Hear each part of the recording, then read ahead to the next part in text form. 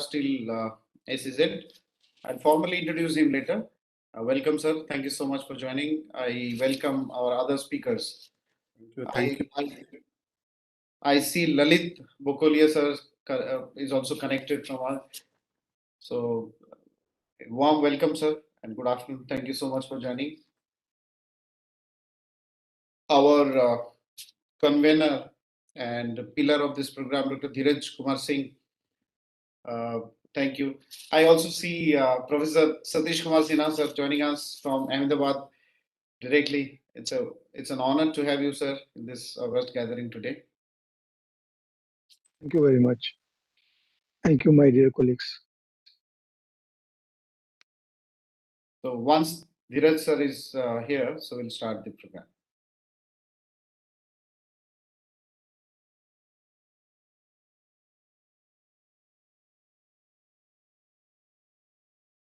I also see, I think Rajesh sir is also here from AJ. Welcome, Rajesh sir. It's always an honor to have you. And thank you for organizing such beautiful programs.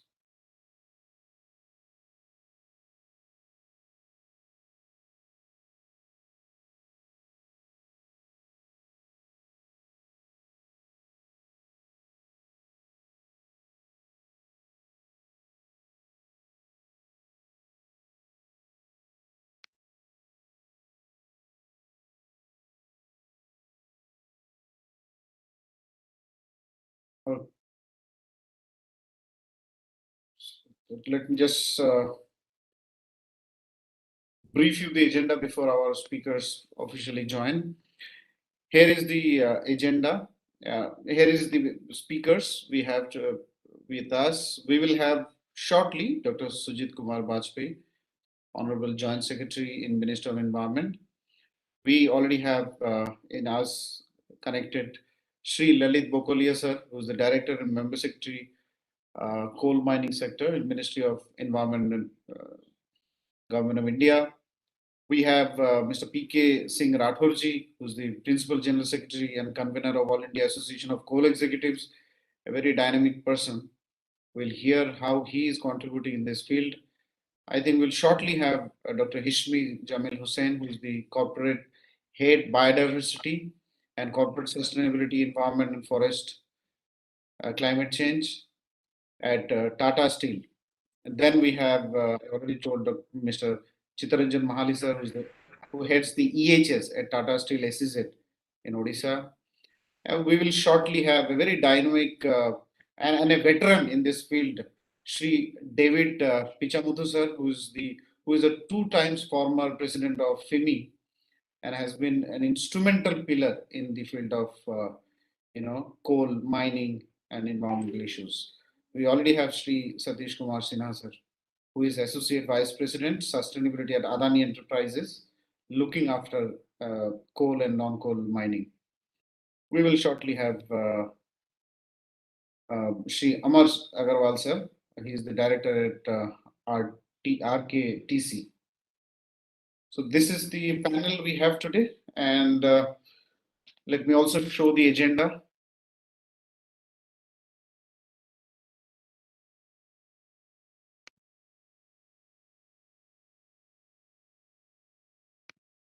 The sequence that we will follow. The sharing thing is a little difficult here. Yeah, this is the agenda. This is how, so there'll be slight changes in this, and we'll start the program.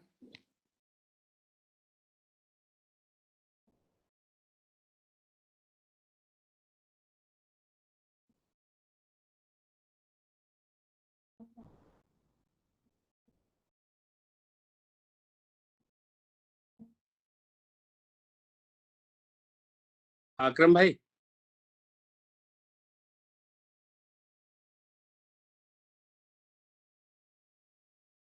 Akram bhai. Oh, sorry. Yeah, welcome. Sorry, there was some technical glitch. Right. So we can start, sir, now? Sir, can we wait for 2-3 minutes? You people. Sure. Just 2-3 minutes. Yeah. There are few people going to join. Just.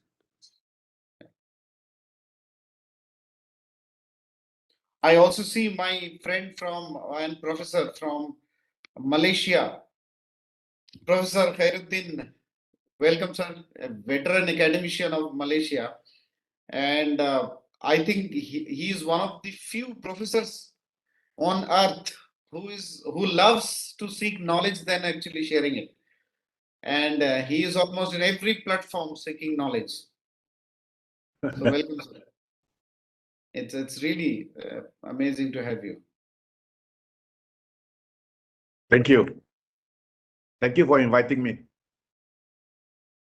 Always a pleasure, sir. So how is mining and all in Malaysia? Everything is okay as usual. The same issues and the same problems, the same concerns. It's global. Everywhere else is the same. Nothing new, bro. We're trying to manage and contain it. That's it. But the way I look at it, this is my view. Before we start, if you don't mind, my personal view. This is all a GEC. I call it. I gave an acronym. I call it a GEC. Global Economic Conspiracy. Wait.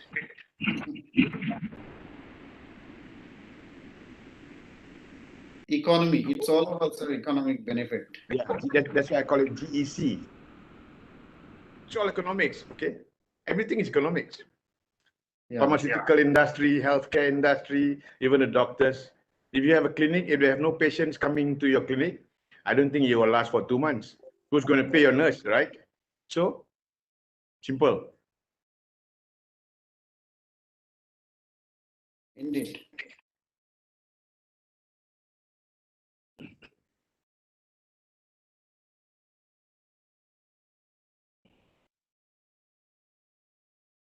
Akram.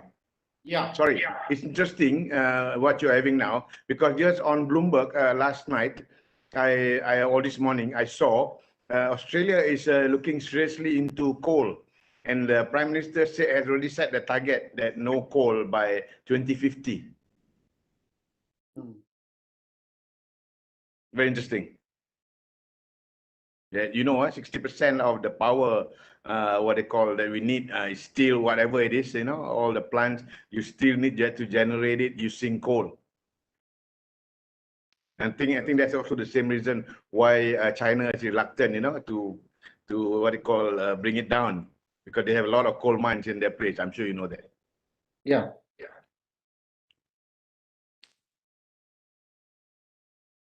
Indeed.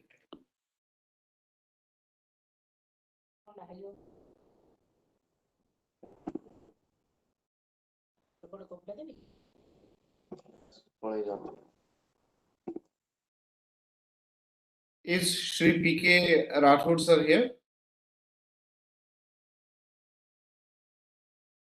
Dheeraj sir, we can start the discussion and then maybe.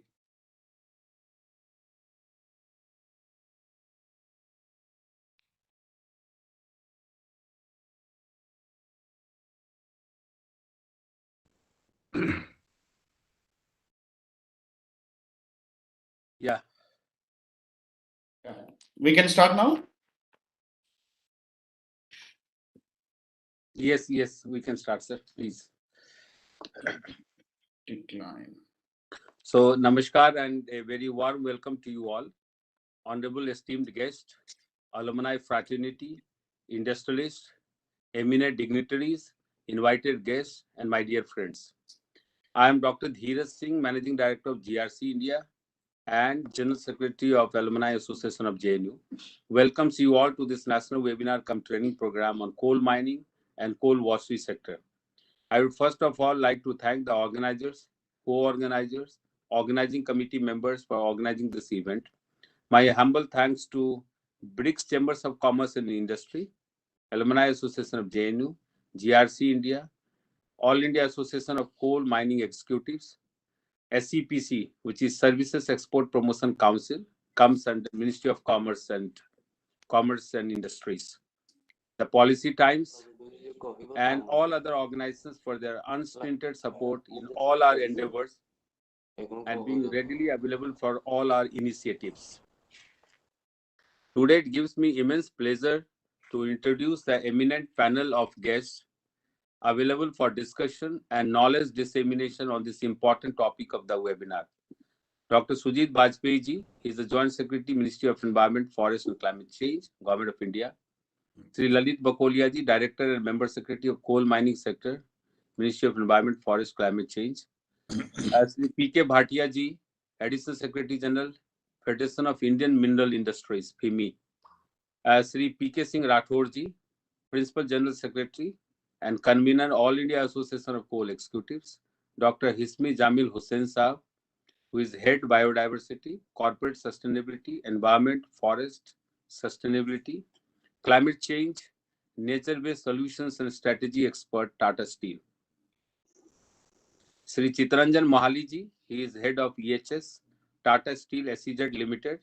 Sri David Pichamuthu ji, former President of FIMI. Sri Satish Kumar Sinha ji is the Associate Vice President, Adani Enterprises Limited. Sri Amar Agarwal ji, Director of RK Transport Group. Our topic for today's webinar is current environment legislations and regulations with respect to coal mining, coal washery sector for sustainable and self-reliant India. This theme of webinar is of utmost importance for sustainable development and self-reliant India. As today's topic is related to environment clearance and allied subjects, I would like to highlight the fact that our organization GRC India is an environmental consultancy organization duly accredited by Quality Council of India under the EIA scheme for doing environment impact assessment related projects for almost 15 sectors, including mining, and that too both open cast and underground mining. We have our own in-house laboratory, environment laboratory, which is accredited by NABL for 565 parameters and recognized by Ministry of Environment, Forest and Climate Change as well. I'd like to highlight the fact that our organization BRT India is an environmental. There is some echo. Organization. Biju? Yeah, I have stopped it. Please continue. So, that's what we were saying. I was saying that we have an in-house environmental laboratory, which is recognized by NABL for 565 parameters and also recognized by Ministry of Environment, Forest and Climate Change as well.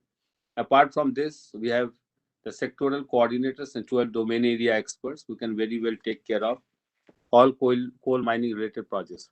Alumni Association of JNU, under its national webinar series, has organized its 31st webinar on the topic, which is very crucial and significant from industry's perspective.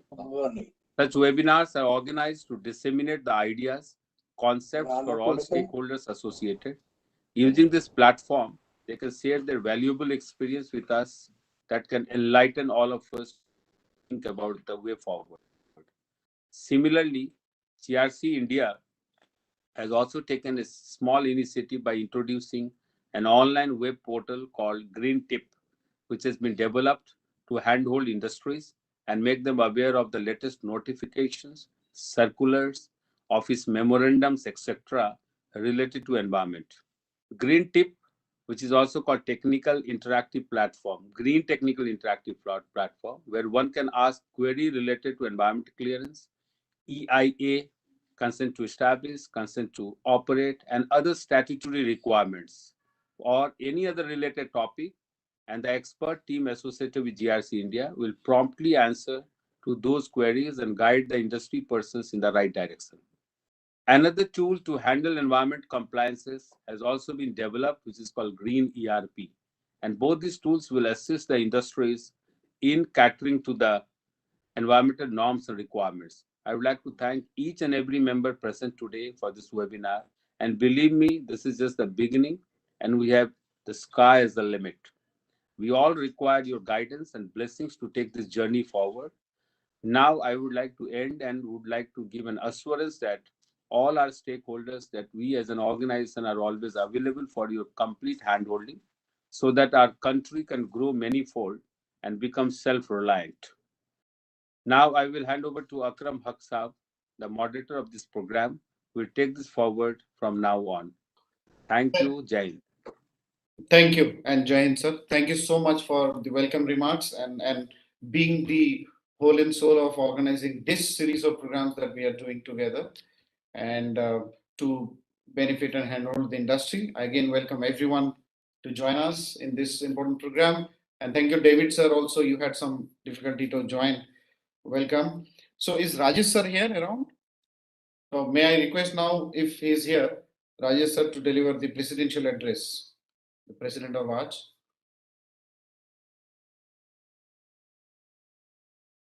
So I think we can move on. And so India as a nation has, I think, is the second largest coal producer of this world and also second largest consumer after China, consuming around and mining around 716 million metric tons of coal. Now, coal supplies around 40% of India's energy needs and 30% we depend on import. Our experts will discuss briefly about now. Coal is one of the core sectors, not only in terms of generating, energy needs of the nation, but also there are environmental compliance and regulations which we need to have enough knowledge of. Recently, the Minister of Coal has come up with the latest policy. I would in fact request Chittaranjan Mahali sir to enlighten us on the latest policy, and David sir also to enlighten us on the latest policy. The objective of this program is to create understanding around the subject. What are the environmental obligations and compliances that we have and we need to follow? What is the basic feedback of Indian industry and other stakeholders in terms of, so when we make a policy, the objective of making policy is to give a direction to the industry for sustainable development. So it is not just one-sided, it has the objective of making India a better nation. So coal is one of the most important sector where environmental obligations and regulations can guide the nation towards a clean and sustainable nation. So now I would request uh, if Umang Mathurji is here for the launching of GRC Green Tip and Green ERP, the technology that GRC has developed to handhold the industry as enviro-legal virtual sale, especially for the coal mining and coal washery sector. Is over to Mr. Umang Mathur.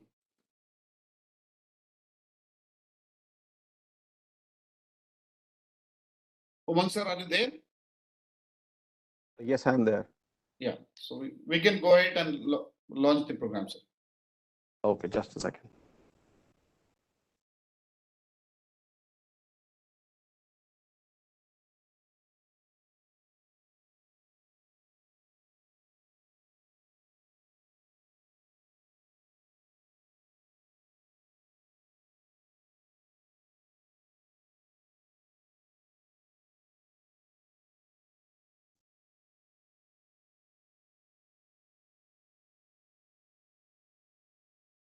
Yeah, please give me just 1 minute. We'll be sharing the screen soon.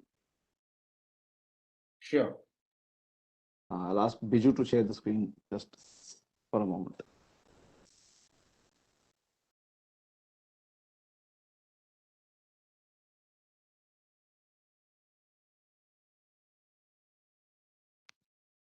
I think this screen is visible now.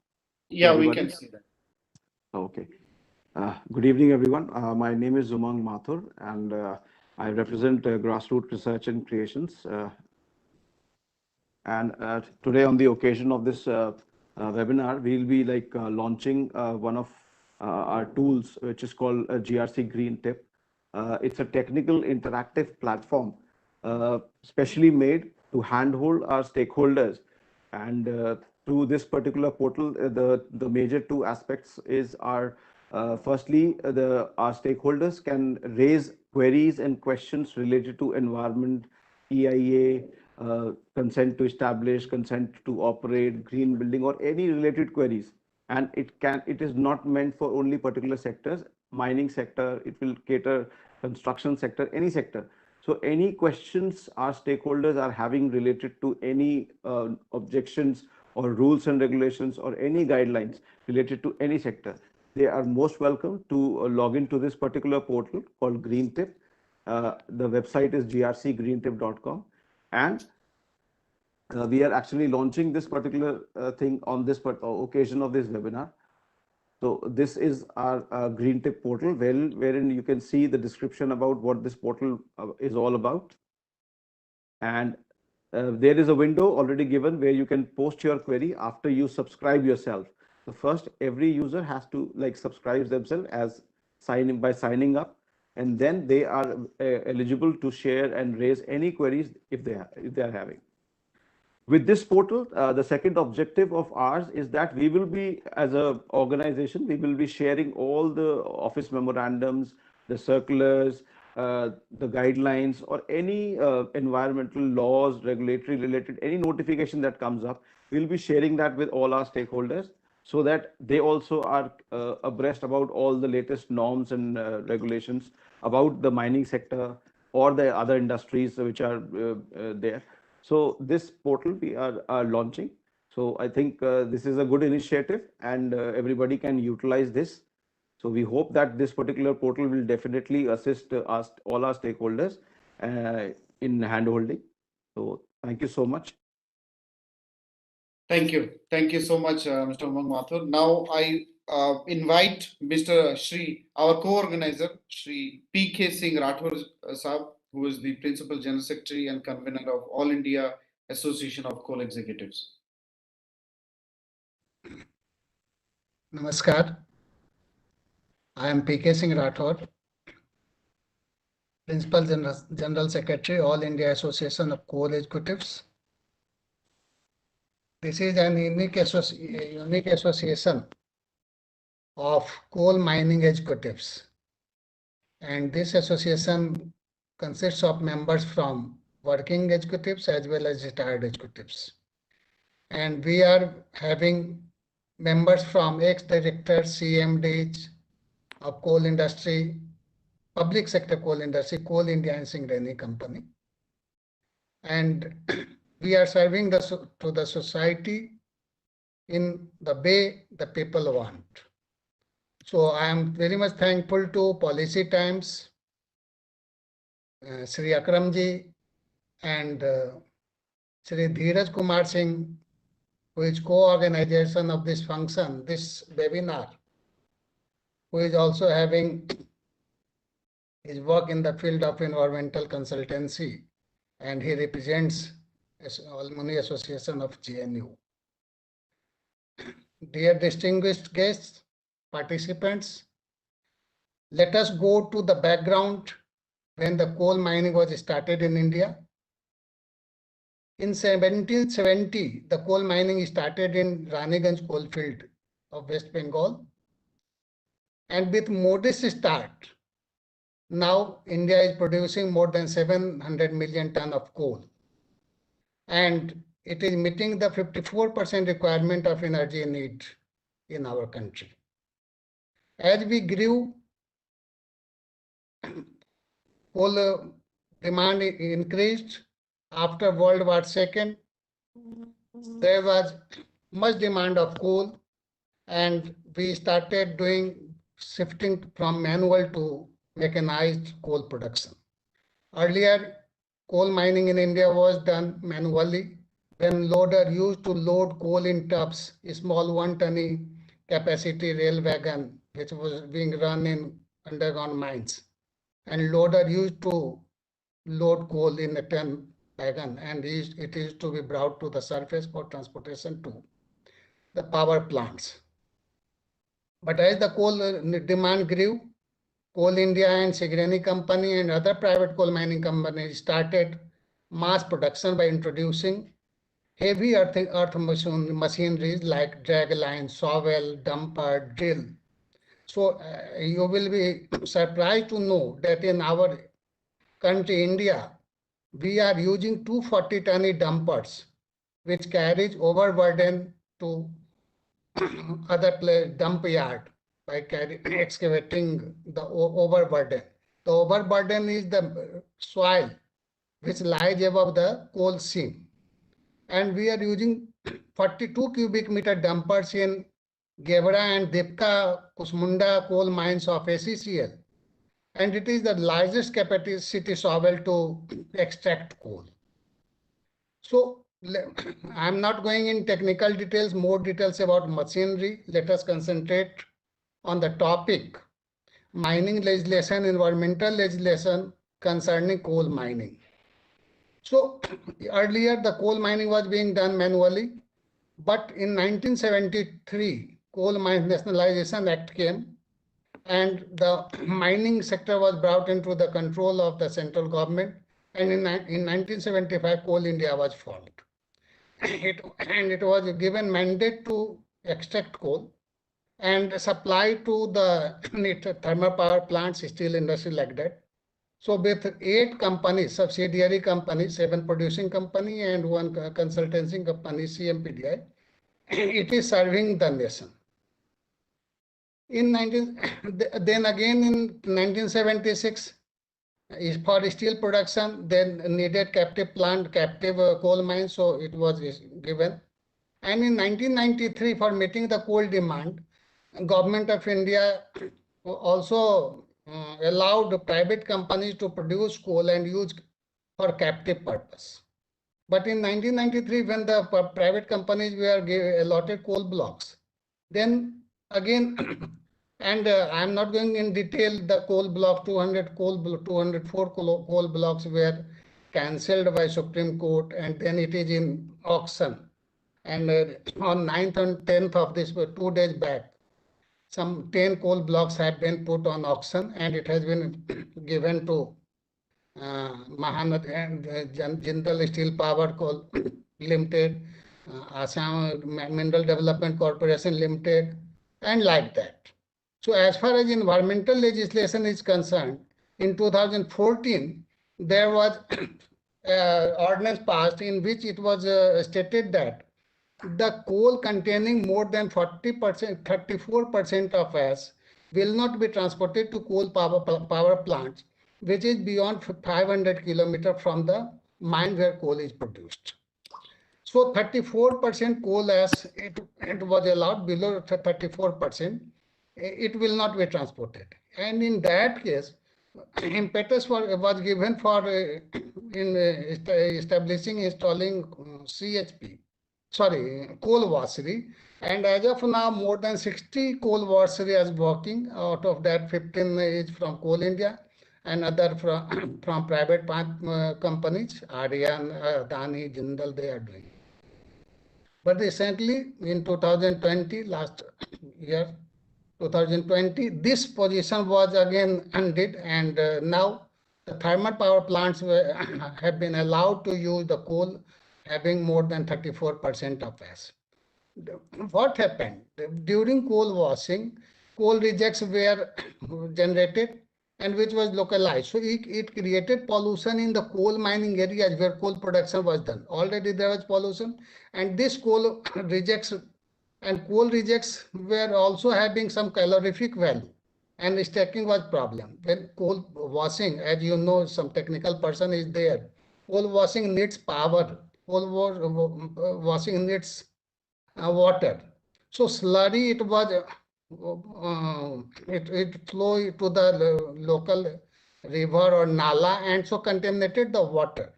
So it is when the power production is done in Gujarat or Maharashtra or Punjab, so pollution is somewhat distributed. But when coal wash is installed near coal mines, the pollution will be, or environmental pollution will be localized. So the Government of India thought, and Ministry of Environment and Forest and Niti Aayog also suggested that coal washing is not required. So the 2014 legislation was ended, and now the coal mines have been, power plants have been allowed to use coal having more than 34% of that. It was also allowed to use imported coal to upgrade the quality and for mixing the Indian coal with that imported coal. So mining legislation now comes, but the topic is self-reliant India. Why? How we will be self-reliant? First thing is that we have to reduce the import. Since formation of the NDA government at the center, the import has been continuously reducing. we have reduced the import and lesser import is there. And when the import is lesser, we are certainly saving forex. We are saving forex.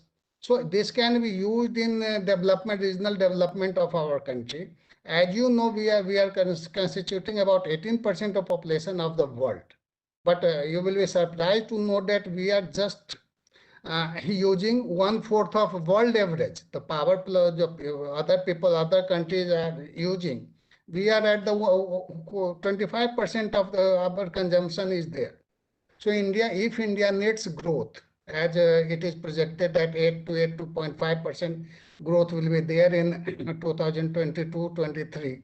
So India needs to increase its production and as well as coal production.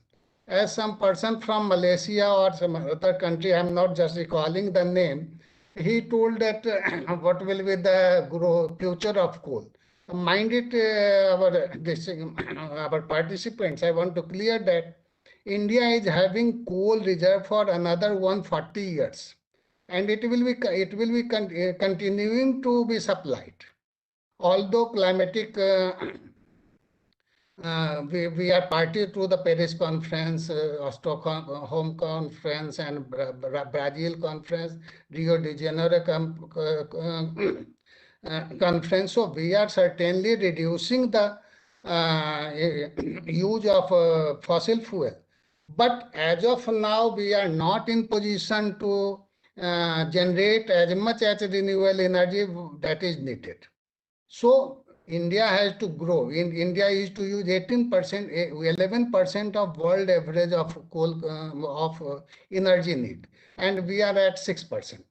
So renewable energy, although the government is giving impetus, it has also started production linked incentive for solar panel production. But the cost is not, and also government of India has increased import tax.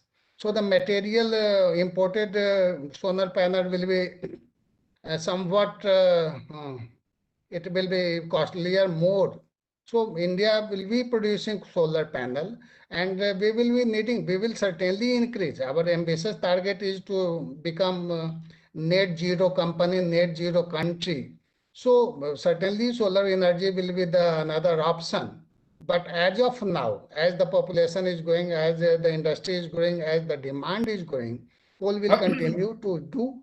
And with these words, I just want to say that for becoming self-reliant, we have to stress upon increasing the indigenous production, and we have to do the import lesser and lesser, and ultimately we have to import. No import should be, coal import should be there. And we have to develop coal blocks, and certainly private parties have also been given allotted coal blocks, and they will be producing in next 2, 3, 5 years.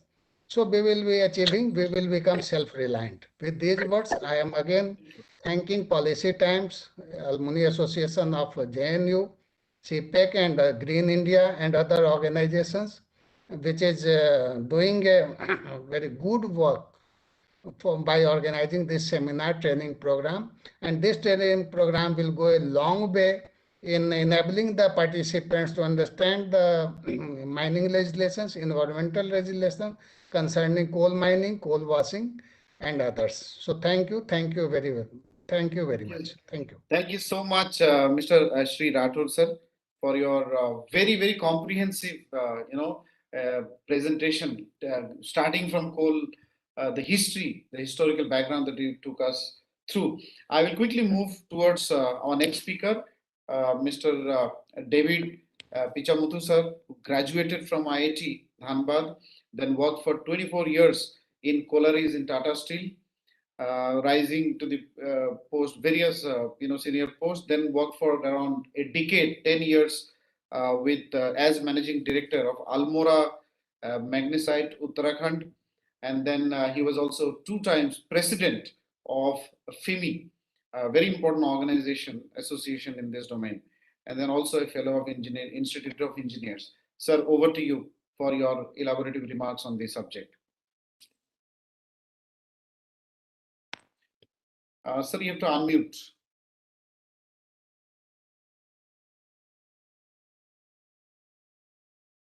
It's okay? Yes, sir, we can hear you. Yeah. Please go on.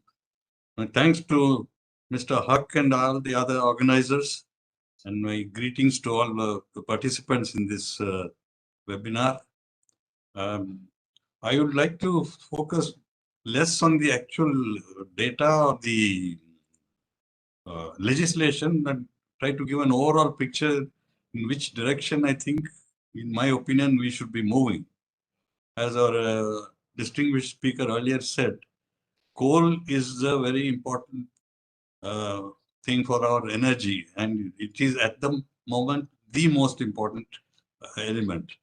And as we know that Coal India is the major producer, there are some smaller producers. Also, there are companies like Tata Steel who produce coal, but it is consumed for their own use. So we will not touch on that just now. So the coal will be there and continue to be there for a long time as far as India is concerned. Now, when the nationalization took place, that is first the first the coking coals in 1971, and then the non-coking coal in January 1973, the picture started to change. At that time, our production consisted of maybe 90% was from underground and only 10% used to be from open cast. Now, over the years, that gradually changed for various reasons. One of them, of course, is economy. It is much cheaper to produce coal from the open cast mines. And the other is that it is much easier. Technically, it's much easier. It is just excavation. Of course, we are going in for larger and larger equipment, as our speaker earlier said, 240-ton dumpers are also there for overburden removal. But this has caused its own problems in the way, because the damage to the environment is much more in the open cast mines. And anybody who has seen any of the coal fields will vouch for this. So vast areas have been dug up, and then we have to now look at the environment angle of that. So the other serious issue which is likely to come up, you see, we have mined the open cast mines in I will say from the easier areas, easily available areas. But I foresee a problem because I think we are gradually running out of areas where we can have open cast mines, because they have the requirements. It has to be fairly shallow and thick seams are required. Otherwise, we'll be mining more of overburden and less of coal. So this is gradually happening. So we have to prepare for that. And secondly, the coal which has to be used for power plants, our coal is very high in ash. And not only high in ash, it is what is called, a lot of it is inherent ash. If anybody has seen what is going on or what was going on in UK, the coal is it is what they call in situ deposit. So coal, wherever it has formed, it is there still, and they are mining it. So the impurities are very low and they are very easily separatable. In fact, the pitheads, they just have like a physical equipment. The shales get separated and you get 90 very extremely high grade of coal. There's some disturbance. Yeah. So this is what is happening. So the washing becomes almost an essential part of our coal production and usage. Now, one of the things which could be done, because as the rejects are also produced in large quantities, the higher the ash, the more the rejects. So one area which I think we have neglected is the use of washery rejects for power production. That there is that fluidized bed combustion which the BRICS-CCI BHEL had pioneered. And I remember in Tata Steel, way back in the 1970s and 80s, a 10 megawatt power plant was set up, and based on only the washery rejects. So this is something which I think has to be taken care of in the overall picture. We can't go on throwing away the rejects, because that is again causing land degradation. and the requirement of water and electricity is there, of course. But I don't think we can avoid the coal washing because of the nature of our coal and the high ash content.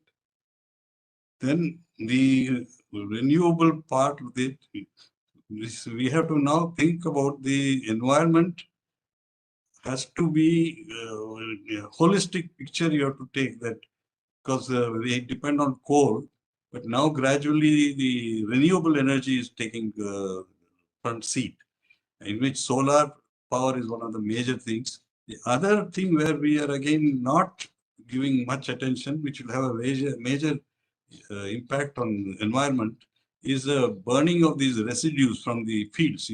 Every year you hear about the burning of the stubble in Haryana, in Punjab, and Delhi pays the maximum price for it.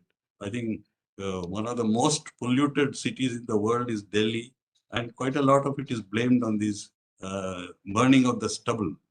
So this is again something where more R&D will be required and funds may be required to be diverted there. This should be part of our overall environment management plan. So what is power production from rejects? Secondly, investing more in solar power and biomass production of energy.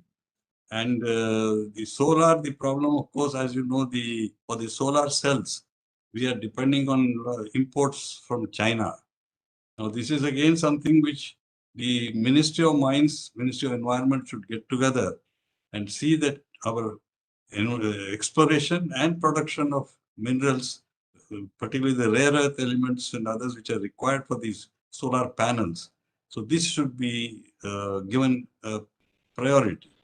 So what I would suggest is that this forum is a very good one with all these eminent scientists, eminent practitioners. We should suggest an overall policy where you take into take into concern everything, including burning of these residues, using the washery rejects, and things like that, so that overall the picture will affect our environment, the degradation of the environment.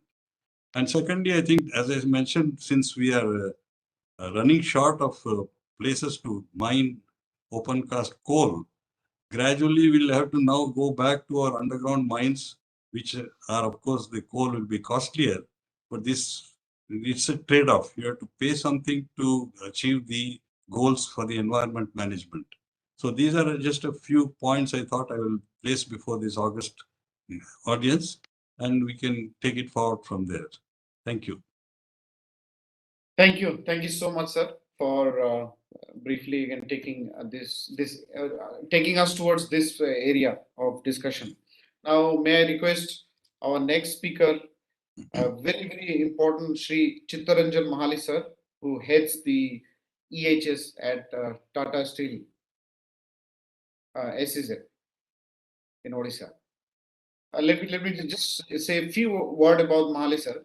So Mahali, sir, a very competent leader with over 21 years of experience in the field of environment, health and safety, management and sustainability in airport, power, steel, pollution control, cement, oil and gas. A very highly qualified professional, having in this waste management, emergency preparedness in field. Sir has a very detailed, expertise on various environment legislations, regulations, policies, as well as bringing practical solution to all of them. Sir, over to you. Thank you, Mr. Akram. Namaskar, all. And today, today this topic is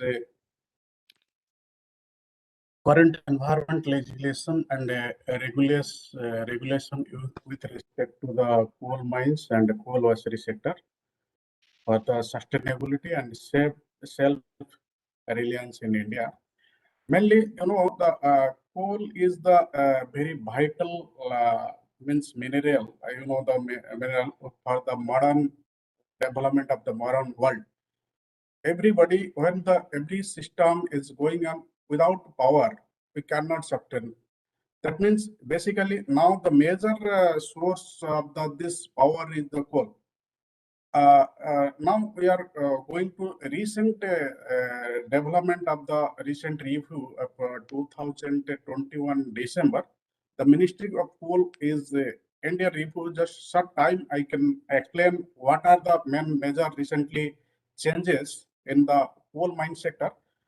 Basically, first they have reviewed the single window clearance launches the speed of the operational of the coal mines, and a coal import monitoring system is introduced, and overall coal uptake, the in Coal India Limited and ACL in 2021 up to November is stood the 645.32 million tons, and norms of the commercial coal mines absorption is liberalized, and two rounds of the recently, the 2 rounds of 28 coal blocks of the Chhattisgarh, Jharkhand, Madhya Pradesh, Odisha, Maharashtra as option, and 99 coal mines placed for the fourth latest round of the option. And now the achievement of this sector to how the environmental friendly and achieve the green initiative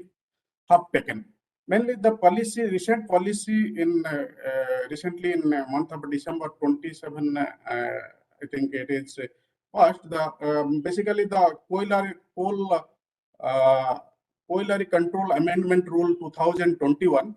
Main objective of this rule is the scrutinize the relevance of the requirement of the various compliances, as well as the rationalizing, reducing of the simplifying related the process to enhance the doing the business, doing the allow the parallel compliance of the coal mines and conservation of the Development Act, the 1974 and CMCD rules 1975 has replaced the reducing the one act from the compliance burden of the Colliery Control Rule in 2004.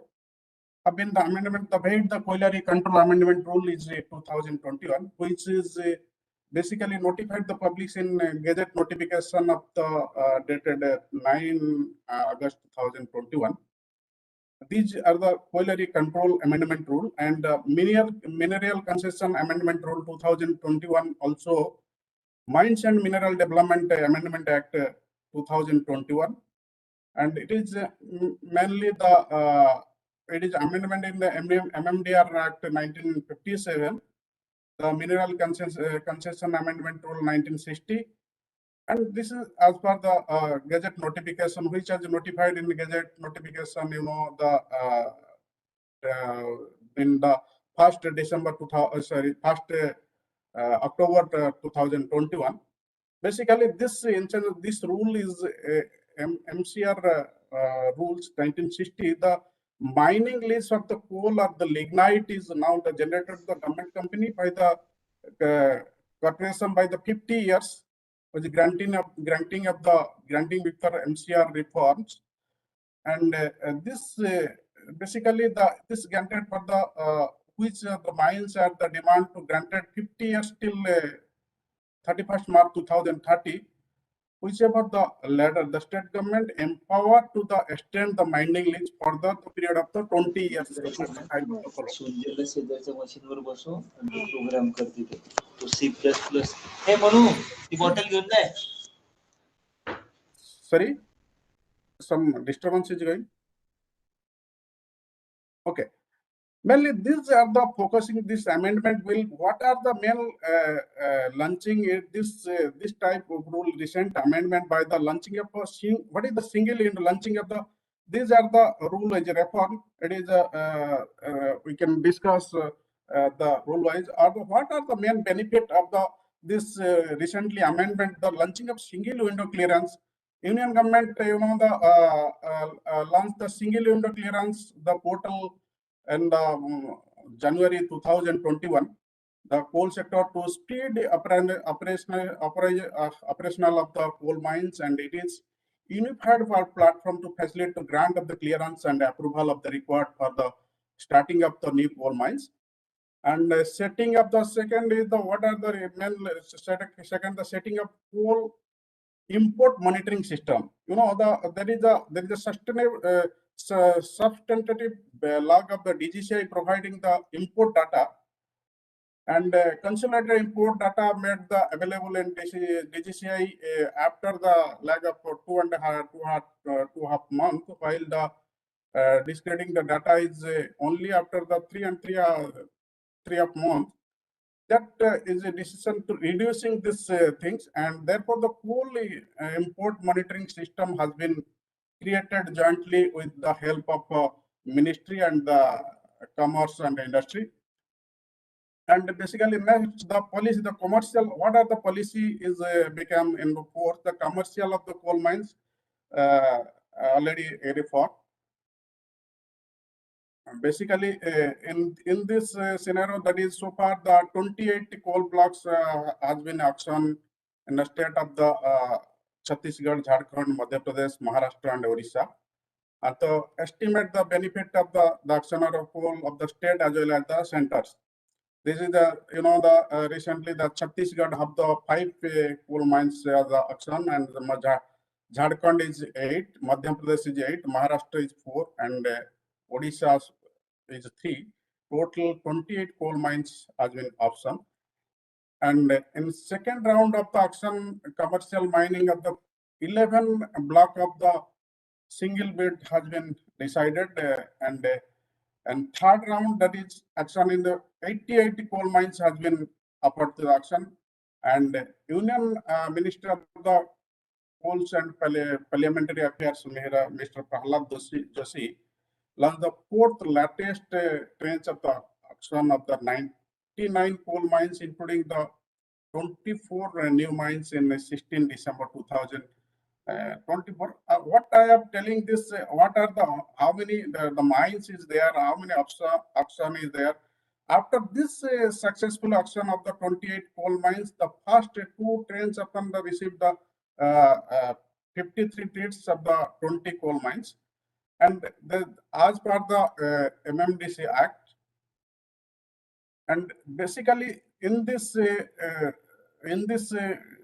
auction, there is a other in 29th setting up the then how do these are the auction scenario, and how do the setting the coal washery as per the government notification.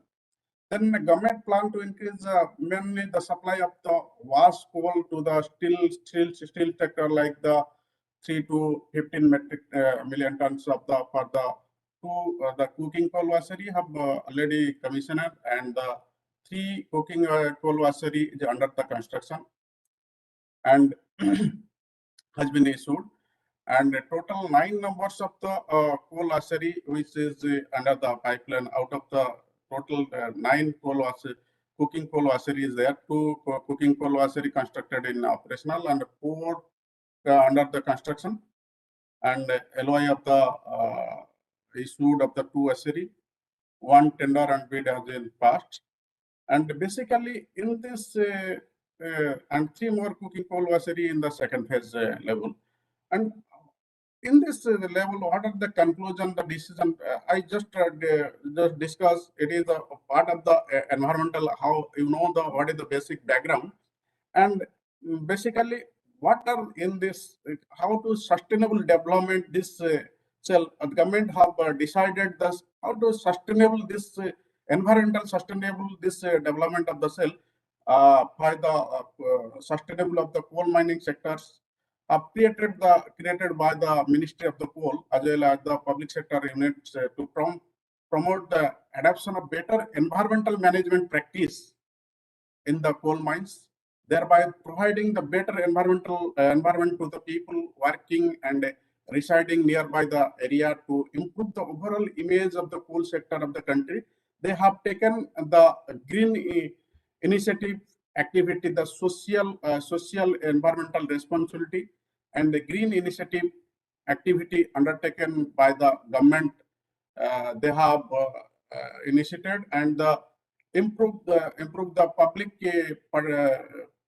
means precipitation of the coal mines by the coal mines tourism, and four they have developed the 4 eco park has been completed, and the one foundation stone laid by the 5 eco park till October end tak ho jayega, and two more eco park has been completed by the 2020 and 21, and two in each 2020-22 and 23-24.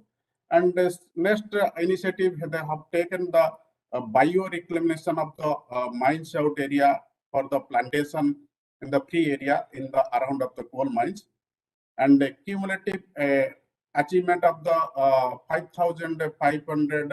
435 hectares and the plantation up to the 130 lakhs of sampling up to.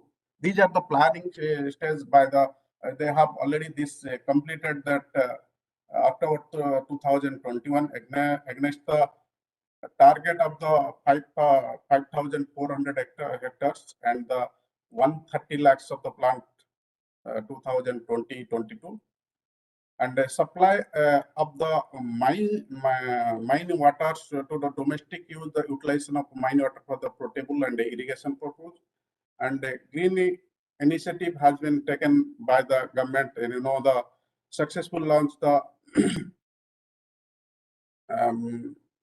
Vriksharopan Abhijan like 2021, the green initiative was rolled out by the launching Vriksharopan Abhijan in August 2021, and in the by the Ministry of the Coal, Railway, and the senior officer they have taken. And around the 6.9 lakhs of the seedling have been sample species were planted. The conserving area of the 500 acres spread the 38 districts in the and 12 states. And the Vriksharopan Abhijan is continued full phase in the sustainable manner. These are the more benefit by the government have taken the initiative. It is also the known by the every individual. And next, what are the initiative have taken the utilization of the mine water for the community as per the social CSR activity. The whole company or the public sector unit to provide the good water to the community. More than the 15 lakhs population spread this village, and they have providing the as well as the irrigation and domestic irrigation water and the drinking water supply for the villages, and the environmental audit has been taken care. The process of the environmental audit for the 35 mines started, and the process of the eco study of the 10 mines has been started. These are the update, these are the update by taken care by the recent amendment of the government, and basically how to easy up the process, as well as the environmental monitoring, environmental management system for the coal mines, and the initiative, the better initiative, if you burn the coal, I mean, it is more producing the ash, and also the producing your PM, your the IPP thermal power plant,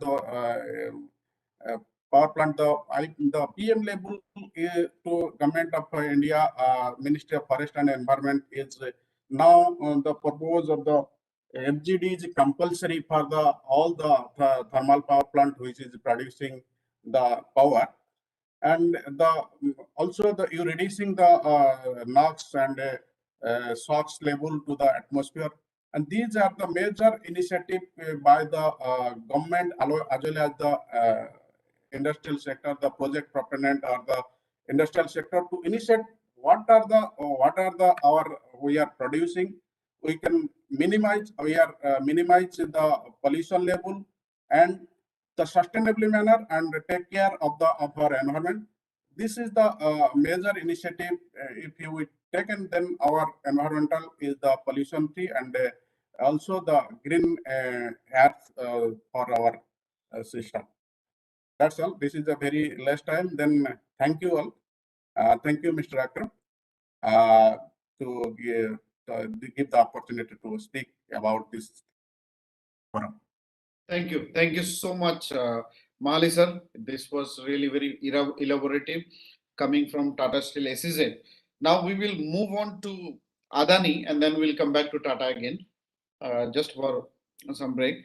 So may I request now Professor Satish Kumar Sinha, who is also the Associate Vice President Sustainability at Adani Enterprises Limited Natural Resources. Over to you, sir. Thank you, Akramji. And thank you, organizers, JNU, Policy Times, particularly Dr. Dheeraj, who has been my old colleagues and we shall discover later on maybe. I am Dr. Satish Sinha, but for this program, I am Sri Satish Sinha because Sri stands for Self-Reliant India. So I chose and preferred Akram to put Sri in my name rather dropping In fact, doctor. we did, sir. So that's on a lighter note. My esteemed colleagues and professors are here, and it's a great opportunity to listen to them. Like my colleague professor from Malaysia, I also fall in that category. I am intended to listen more and speak less, but nevertheless, this chance which I have been given, I will capitalize on this because the time is very important for all the dignitaries that listening, that who are listening to us. So I will be sharing my slides. Everybody is raising concerns and sharing some worries how to go ahead and all. I have tried to put some solutions here right away. Because, sir, as Professor was telling from Malaysia, coal or no coal. Sir, I think the answer lies somewhere in between. The world is not digital, the world is analog. We have made it digital, we are trying to make it digital. But the world and the feelings and the requirements and the emotions are never digital. It is always analog. We are in the world of AI. I work in that area. But I tell you, life and emotions and needs are always analog, and we have to make and take care of. The environment is one of them. You cannot digitize environment. You have to feel it. You have to address it. So I am sharing my slides. Maybe you like it, and then probably I will go further. So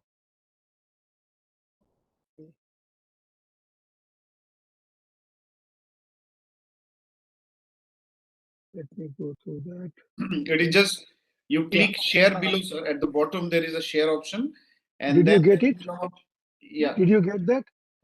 I did Did not you get get it? PPT. Yeah, PPT, you got it? No, sir. Have you My PPT made? is not available. Okay, just a minute. I did not have. I don't have your PPT. So if you Okay. you can mail me, then I can also. Uh,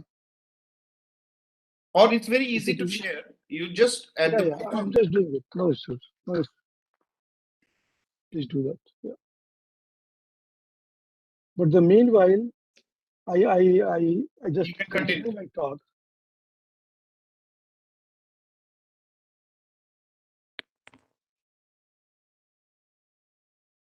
Is it visible now? Yeah, it is visible. Just make it full Okay. screen. There's a below. There is a cup sign. If you click there, it will be full screen. Below Cup side. on your just the last point below at the bottom, Last point below at the bottom. like there is a sign of a club, a cup actually Yeah. below, bottom, not up. Cup The sign. last sign before the zoom in zoom out, not that below, just in the PPT. Cup sign. Yeah. After that, the next one, not that side, This one. on the opposite side, the next one. Your cursor's opposite side. Yeah. No, it's fine.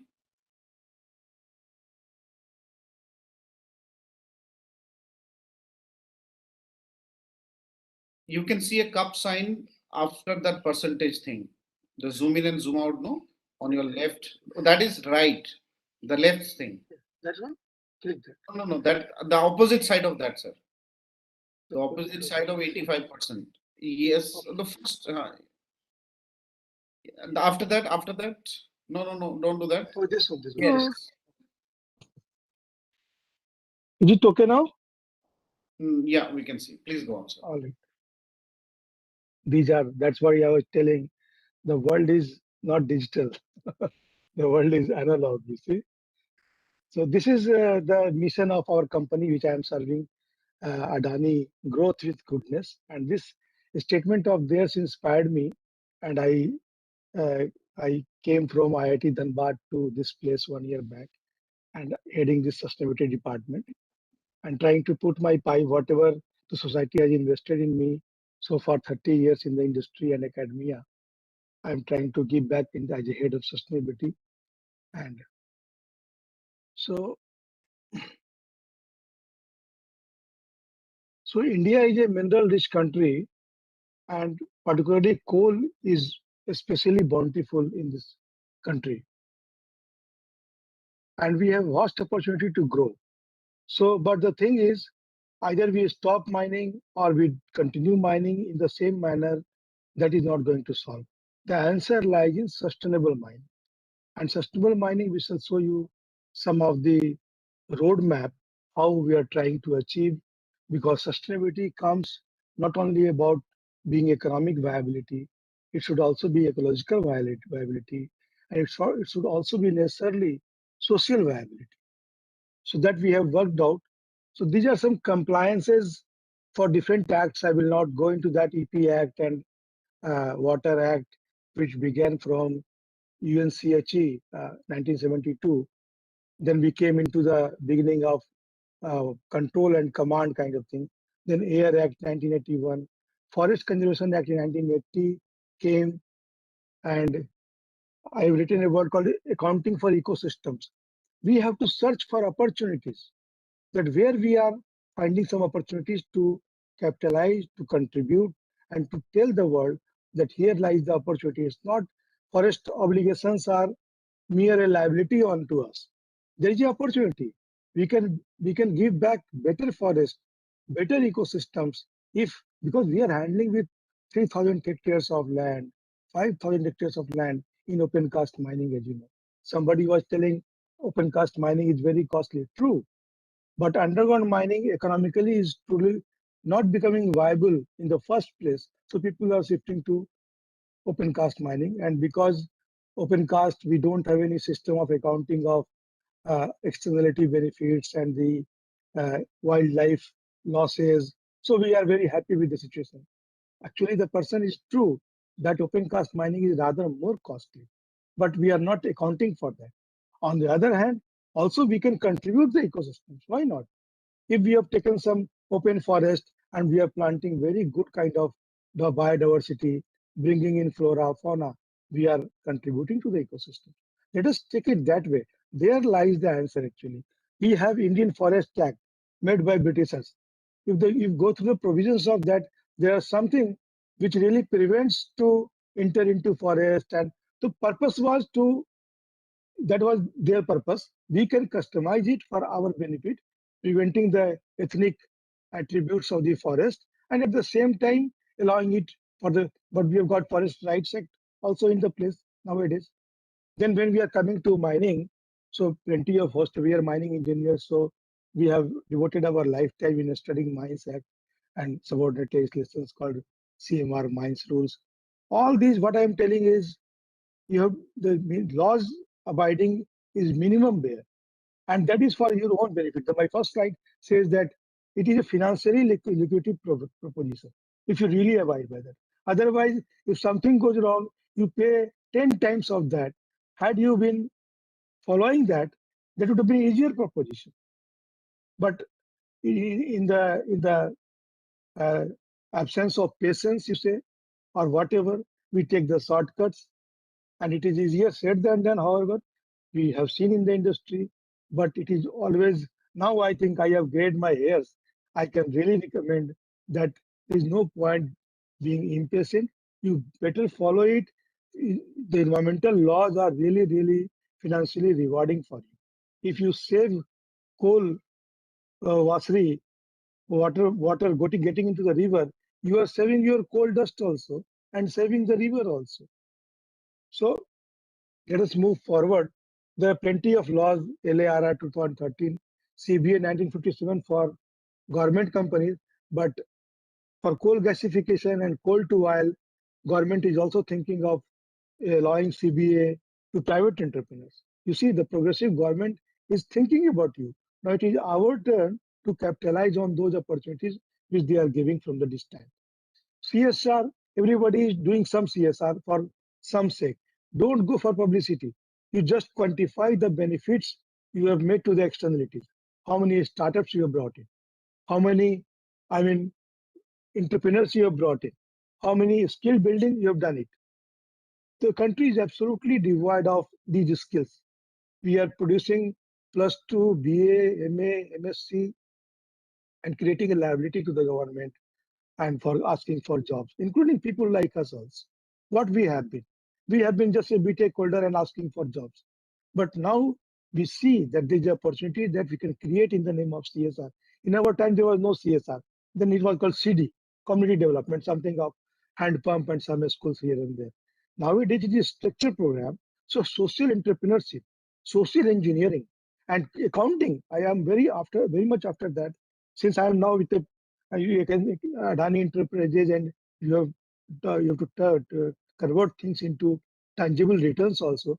So we can quantify externality benefits as well, and this is possible. We are doing this. Flyest notification has recently come on 31st December 2021, but they are taking it as a very dreaded kind of notification. So why it is that liability? Otherwise, you are filling it here, there, spoiling land, spoiling water. You can make bricks out of that. You make stowing out of that. You can make, just apply our mind and do that. But again, diversity, I have got something to say to you. Kindly bear with me. Akramji has given me some hints, so I'm encouraged. So Biologically Diversity Act 2002 was there, but my friend was involved in its amendment. He's going to probably amended it, or what? 2022, we are going to amend it. So draft was ready. The parliament had given an opinion on that. It is going to be done. So again, I was also contributing my pie that how much diversity is important. At any cost, diversity of any country, of any society, of any biological thing, or any ecosystems should never be robbed. It is your resilience. It is your strength. Wildlife Conservation Act is again rewilding the things. Only humans, only some cattle, not sufficient. Wildlife, rewilding of the entire ecosystem is absolutely important. The kind of contributions they are making is absolutely, we cannot forget. So you see, if you are looking at there have been some waves of environmentalism. This I presented before a panel when first time the Atal Bihari Vajpayee was the Prime Minister, and his secretary, Mr. Narayan, was my assistant chairman. And at that point in time, I was around 30, 31 years of age. So I was full of energy. And he recommended and told that he patted my back and he told that, okay, these slides are very. So I took that slide for you after 20 years, sir. So 1970s was an era where we started environmental control and command, environmental management by control and command. Recently, United Nations Conference on Environment had happened, and 1972 it happened. 1974 we came with the water laws, then Air Act, etc., etc. So 1970 was about control and command. Development was seen to be an activity. Something is happening, dam is coming, people will. This is the image of mining company. Miners are coming, they will be robbing the forest, robbing the rivers, robbing the diversity. Plenty of names are there. We can correct. We can correct it by following. 1990s, we believe that no, Poverty is the polluter. Prime Minister Mr. Indira Gandhi was also very much of this statement. And he perceived this statement, poverty pollution. So poverty, we perceived that is a polluter, and then we thought that no, development and environment management can go together, and it must go together. But in the new millennium, development is the prerequisite for environmental conservation. Development is the prerequisite. Unless you are developed, you cannot be an environmental scientist. So you have to be developing. You have to develop it. So these days, you see, now you remember EIA, and government is also encouraging. I am fully of the opinion. EIA 1994 had come. We were just studying then 2006 it was revised. Again 2020 they have proposed amendment, and all of them are encouraging towards self-regulation for environmental protection. They are encouraging you for making your own tour, your own commitment, you do it. And there's a body called MOEF and SPCB and norms making CPCB. People are there, they are wise people, they are guiding you, suggesting you. But you have to be honest in your approach, and they are enabling you, let us capitalize them. Then reducing this millennium is about renewables. We are very much after that. Even I must tell you that in Adani, one of the mines, we have proposed 10 megawatt of solar plant in a Parsa mine at Chhattisgarh, and 50 crores of rupees we have invested in this capital budget for this purpose alone. So this is one contribution that is being felt these days. Reducing carbon footprints is the everybody talking about. We are measuring ESG metrics. We are preparing dashboard to monitor, and a lot of things are happening. I am using my people in a great way and trying to match the promise of the Prime Minister of reducing the 1 billion ton reduction by 2020 that we have committed over there. Rewilding, I am happy I have written that. Restore ecosystem services and concerns of externalities. So you see, mining, mostly challenges are not of mining type. Mining, mostly challenges we are facing is of land, mostly from stakeholders. Nobody asks from where, what type of blasting techniques you are using. They are using how you are addressing people. But mainly challenges of CSR, environment and forest clearance. Every time we are running after complying to those standards, not complying partially, complying EDS, so many things are happening. So mainly issues is not mining and transportation. Mainly issues is of these types of non-mining type. Ecosystem services, forest conservation, socio-economic issues. So we have to, miners are required to evolve from a land breaker to earth maker. From a land breaker to earth maker. We have lost our image in the past 30, 40 years, 50 years. So we have to be evolving ourselves by our conduct, and from minehood to earthhood. So, and I have created a model like that. So not the empty talks only. It is the economy, ecology and society. Then comes carrying capacity, accountability and conservation. Then comes gender equity, diversity and democratic. If you look at all these things, then and monitor all these parameters, then from no coal or coal will not be the option. You will have many midways which takes you to sustainable mining options. And country with such a large resource of coal, you cannot ignore that. It is just not ignorable. There is a way, and responsibility lies on technocrats like us that to create middle ways, sustainable mining methods to happily and rather give a better earth forthwith, better ecosystem forthwith, better externalities and better society forthwith. So, and for but for which it is not coming by empty talks. You have to monitor parameters like resilience, carrying capacity, accountability, conservation. Had it been me a 3 hours class, I would have taken in more detail, but I am just giving you a glimpse of that. And this paper has been published in a international journal, JCLP, Journal of Criminal Production, of which I am showing you this slide. I have defined these parameters also. Economy, ecology, society, you know that. Then carrying capacity I have defined.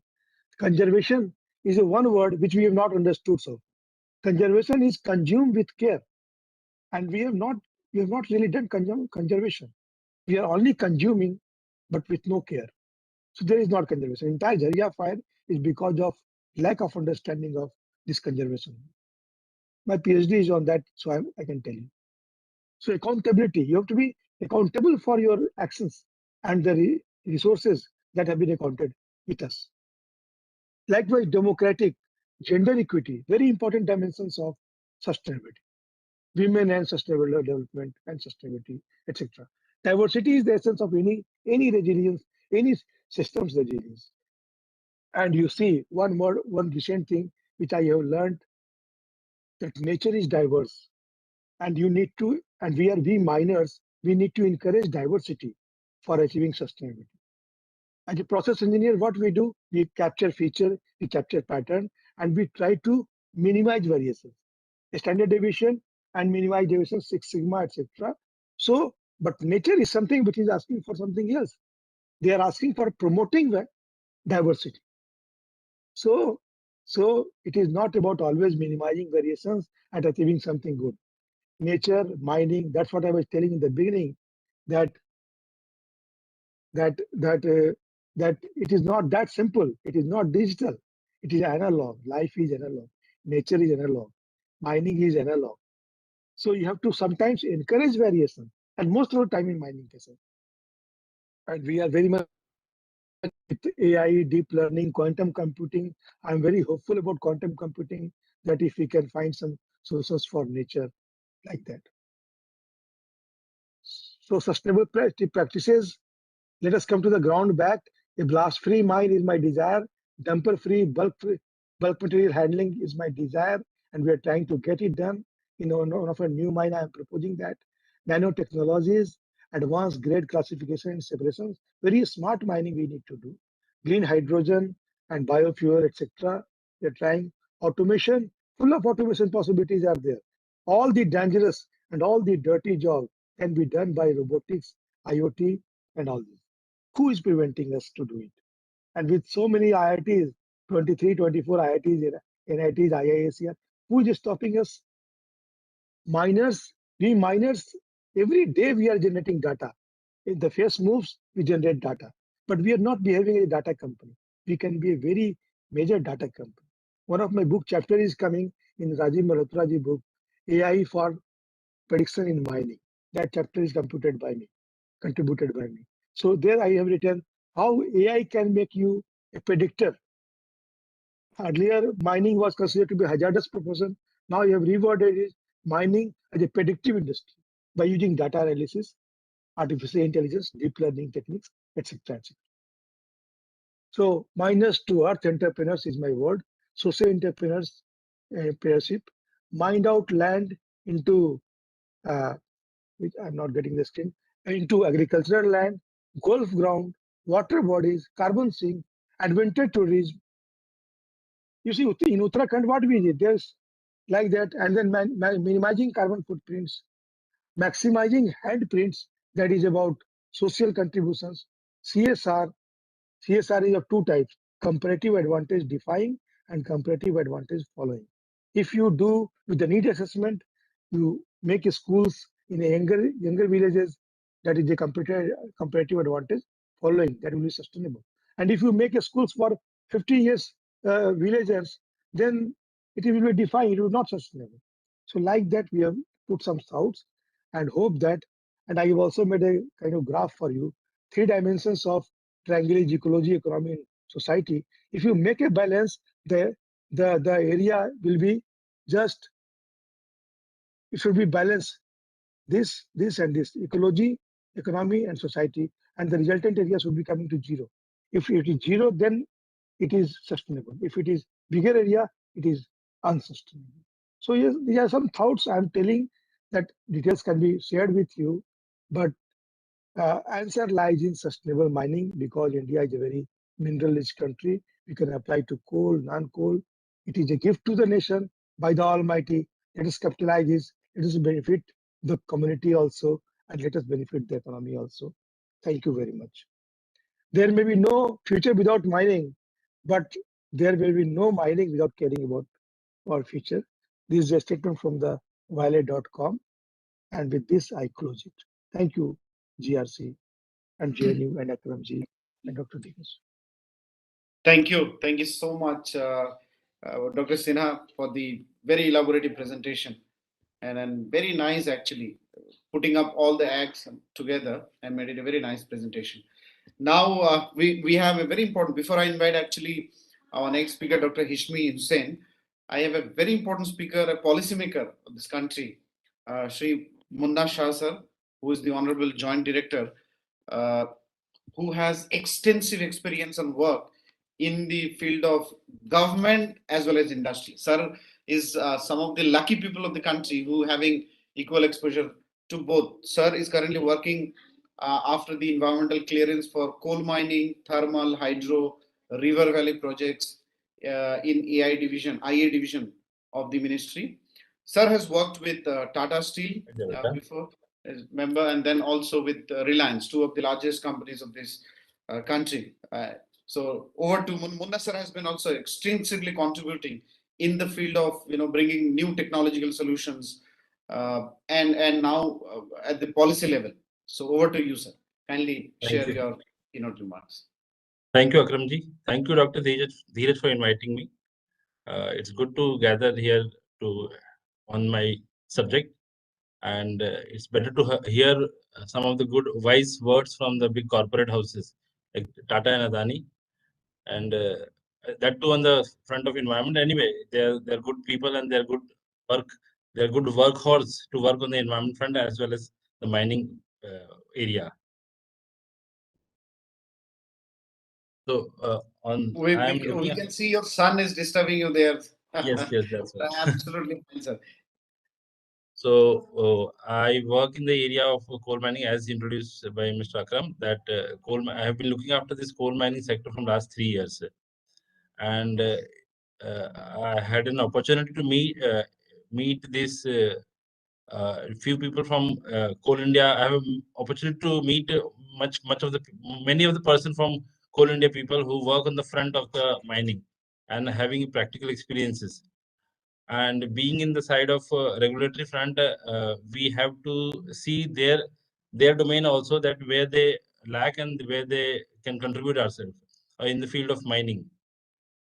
So while stipulating the conditions, while recommending the conditions, or while sitting in the EAC's meeting, we think of their problems also. For example, R&R, reclamation, practical problems of OB dumps, safety issues also. So those kind of things we look after, and then only we stipulate those conditions so that it can be implementable. Otherwise, it won't be any nice to implement stipulate those conditions which are not at all implementable at all. So I was listening about Adani, Professor Sinha. So he was one of the EAC member and now retired from ISM. So he knows much of the things. He knows much of the work in EACs. How does it work? And now coming to the coal mining and coal washeries, as per EIN notification, 1A schedule, as per schedule, 1A comes for coal mining sector, and 2A comes for coal washery. And one of the so greater than 150 hectare, we look after as a category A, and less than that, it goes to SIA. And for coal washery, if it is greater than 1 million ton, we look after as a category A, and less than that, it will go to SIA of respective state governments. So on the front of reviewing and the proposals submissions, please. So we look the project proponents applies their proposals on Parivesh portal. We face some of the difficulties during during the submissions of those during our examinations of those proposals. Maybe sometimes the incorrect data or some incomplete submission. So we have to raise an EDS for that. So that's the procedure we follow here. After that EDS, we take those proposals to EACs, where the review of all those proposals happens. Normally, if you see the history, for example, I am here for last 3 years, and if you see the historical background of last 3 years, we give around 2 or 3 ADSs, or we ask from additional documents if it is incomplete or complete or requires certain other inputs for EAC members.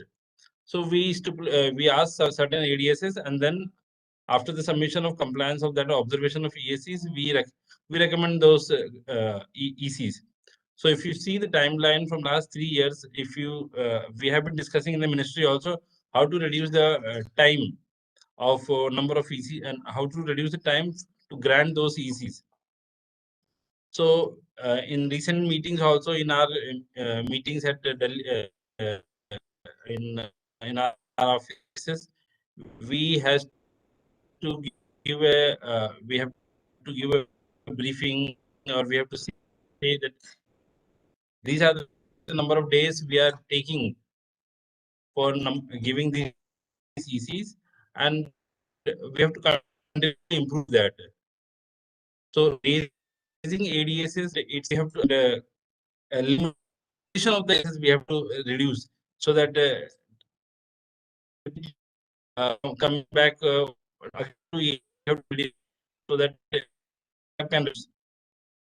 And whatever ask them at one go, so time ECs in 1 or 2 goes itself. So if you see the historical, like 3 or 4 years, we have been reducing the time gap for granting the ECs, which is our vision of the government of India also, for ease of doing business. And right now, if you know, like one of the speakers said that there is the auctioning of coal blocks is happening, and for commercial mining, even private sectors are coming. Mostly, if you see, 75 or 80% of the coal is being explored by Coal India itself, and now the private sector is coming up for commercial mining auction, and some of the captive mines are there which are being handled by and Adani. So commercial mining is taken up by the private sector, so, and they have their own. There is no limitation of captive. They can mine, and they can explore or sell anything to anybody. It is up to them. So we have been receiving those proposals, and we will be. And there are other proposals also regarding coal washeries. Somebody told one of the speaker told about washery rejects. Yeah, it is understandable that washery rejects is a problem in India, and however, the siting location of those washeries is important. So if the washery locations can be sited near the coal mine or pit head itself, the transportation of coal and washed coal, and even the rejects can be reduced, and accordingly, those rejects can be either be dumped at the OB itself, or if the power plant is nearby to them, that if it is and it has a good calorific value, it can be given to the FBC power plants or thermal power plants. That too by the same racks or rail wagons where washed coal or coal is being transported. Okay, and one of the speaker told about OB and stripping ratio, basically higher OB in nowadays. We have been facing this problem. We have been seeing this. There are many proposals where stripping ratio is 1:14, 1:10 by maybe Sinha. There are most of the higher stripping ratio is in Singarani and Western Coalfield areas.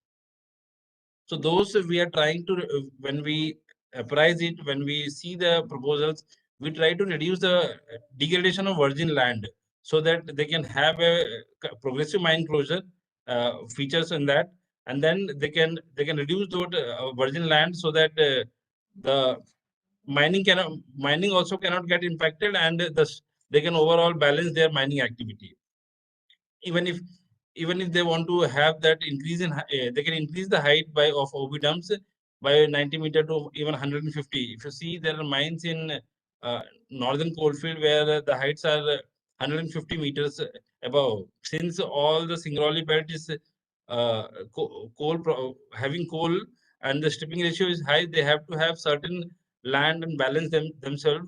So they are increasing the height. However, the radar technology for a stability test, recent development is there. So they are monitoring those stability of OB dumps through those radar technology also. So this was the one I heard about OB dump. So it's OB height, OB stripping ratio, higher stripping ratio. So I just wanted to respond on that. And regarding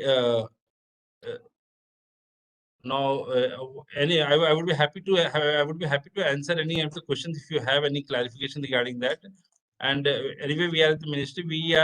We don't intend to. I would say the ministry is right now pursuing on the goal of reducing the time gap for granting those ECs, so that quality EC can be granted, quality stipulation of conditions can be given, and at the same time the speed or the nature of giving those ECs or times should be reduced. So that's all from my side. Thank you, Dr. Dheeraj, for inviting me for that. Thank you. Thank you, sir. Thank you so much, sir. It's an honor to hear you, actually. Now, may I now move ahead and invite Dr. Hishmi Hussain, who is the head biodiversity and corporate sustainability of Tata Steel, to kindly make the presentation. Mr. Let me unmute you.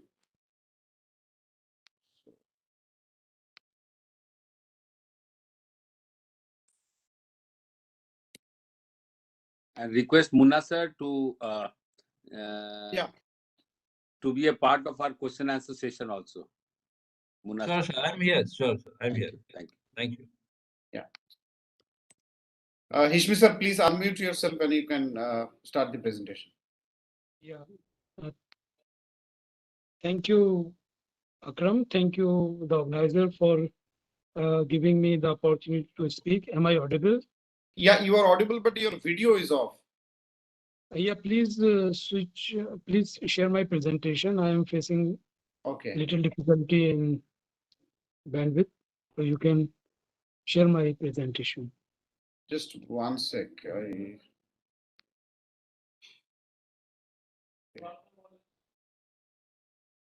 Yeah, is this the presentation? Yeah, Akram. Thank you. Please go. So please go to the next slide. Yeah. So I think it is very pertinent, and my turn when I'm talking about these 7 items in my presentation. The previous speakers has already been explained the integrity of the environmental laws. They've talked about the Water Act. They talked about the detail of the mining. What are the challenges? And the major challenge with all the people, the world is not understanding that the coal is essential for us. When we are talking that the coal is essential for us, we need to also understand that there is a problem, there is an elephant in the room, and we need to manage it. And during the COP26, people have committed, people have talked about not to do the coal mining, but it is something essential for the development of the growth of this globe. I will talk about what are the damages because of the coal. We know that if we understand about the problem, then we can treat it. And the treatment is the sustainable mining. So once we are aware these are the legislation, once we are aware that these are the frameworks which need to follow, then the sustainable mining principles are the panacea for the problem which we are having, which we need to resolve it. I will briefly speak about the regulatory framework. My colleague from MOEF has explained the MOEF is working about reducing the time frame of these approvals. I will also brief the real challenge or the real problem in getting the approval if you see the framework around the time frame. I will also talk about the initiatives which we are having around sustainable mining. Can we go to the next slide, please?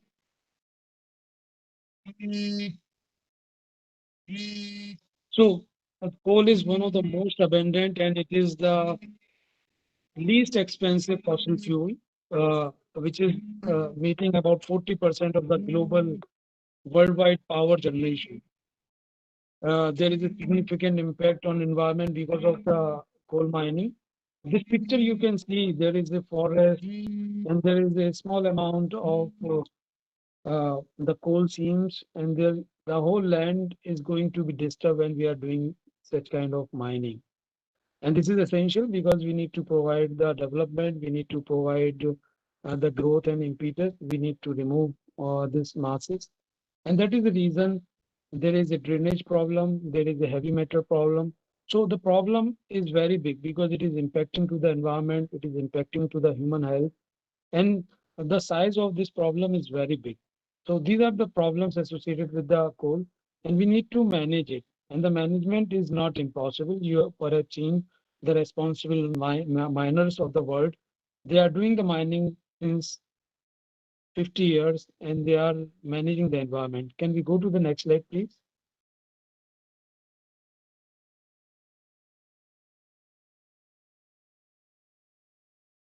So in this slide, I want to explain you the concept of the natural capital, and we are consuming the natural capital. We are impacting the environment by cutting the forest. We are getting the benefit from this resource the God has given us. And what is happening basically, this is the business risk. There is a cost effectiveness, there must be a benefit because the business will run only when there is a benefit. And as the sustainability principle, it is important to understand that there must be a balance between the economic development, the social development, and the environmental impact. So these things can be managed with the help of surveillance by satellites, and the organizations are doing this plantation of a green belt. And to minimize the environmental impact, there is the environment management plan, which is essentially required when we are talking about the coal mining. Can we go to the next slide, please? So the key major area, the air pollution, the water pollution, the land degradation, and loss of the vegetation. So under the Air Act, we talk about how we can manage the air pollution. We have given the stringent laws around it. Around the water pollution, under Water Act, again, there are stringent law and consent to operate condition, consent to establish condition, the environment clearance condition. So these are very tough condition if you ask any miner. So these are the difficult conditions. Land degradation, again, under the mine plan as well as under the forest diversion. This is something that you need to manage it. Loss of the vegetation. For that, you need to do the compensatory afforestation. So in the commonly, if we are talking about a open cut mining, and most of the mines are open cut, exceptional are only few. The underground mine in Jharia and other region, eastern part of India. So you perhaps see that you need to make a mining spoil. Because of this mining, there are the flood causes and there is a degradation to the environment. Nevertheless, we know the size of a problem, we can manage it. Can we go to the next slide, please? So these are the 5 stages of any of the mine development. Once you do the exploration, you need to clean or clear the vegetation, then you are cutting or removing the soil. The development, again, it is the next stage of the development of a mine, the active mining, the disposal, and the site reclamation. So these 5 stages are very important, and the footprint of the problem has reduced or increased based on the activity and based on the situation of the location of the geography where we are present. Can we go to the next slide? These are the top 10 sustainable mining principles. These are the sustainable mining principles which are constituted by International Council for Mining and Metals. Similarly, the India Federation of Indian Mining and Minerals also translated these 10 principles in our language to implement in India. The first thing is ethical business and the corporate governance. So whatever we are doing, it should be ethical and it should be a governance, the corporate clear governance, the sustainable development, human rights, respect to the culture, risk management. When we are talking about the risk management, it is clearly indicated when we are on an exploration stage, there are different kind of risk associated to the environment. There are different kind of risk associated to the business. When we are on the development stage, then there are the different kind of environmental risks. There are different kind of health safety risks. Similarly, seeking the continuous improvement of the health and the safety of the people and the area where we are working, the environmental performance, the ISO 14001 and other ISO standards are basically guiding and helping to the businesses to conserve the environment. Conservation of the biodiversity, we all know because of mining, we are impacting the biodiversity. So it is essentially required under the Forest Act and under the Environment Act, we need to conserve the biodiversity. If we are having scheduled one animal in the area where we are working, we definitely need to make wildlife conservation plan. If our project area is within the 10 km of any conservation, the wildlife corridor or any protected area, then we need to take the approval from the Wildlife Board of India. Again, design your mine in such a way that it must having a responsible design which is having reuse, recycle, and the disposal. These are the mantra of the sustainability or environment conservation. There must be a social contribution of your activity. There must be economic and the institutional development of the community. And overall, there must be engagement with government, engagement with all the stakeholders. Whosoever is around the business, they must get the benefit of the activity. Can we go to the next slide, please? If we are able to implement these 10 principles, and Government of India has already laid out some of the best practices ensuring the sustainable coal mining in India. MOF continuously supporting and giving the guidance to the industry, how well they can do best way of doing the mining. And similarly, the Center Pollution Control Board is one of the enforcement agency which is held by the regional or the state pollution control boards. And the end result you can see in this picture that you have done a mining and you have reclaimed the mine into again a new ecosystem or ecosystem restoration. So this regulatory framework is essentially understand for all of us if we want to do the coal mining. Can we go to the next slide, please? Previous speaker has explained the importance of the economic, social, and environment aspect for the sustainability. I will briefly talk about that. It is important for the economic sustainability. It is important for improvement of the product and the service.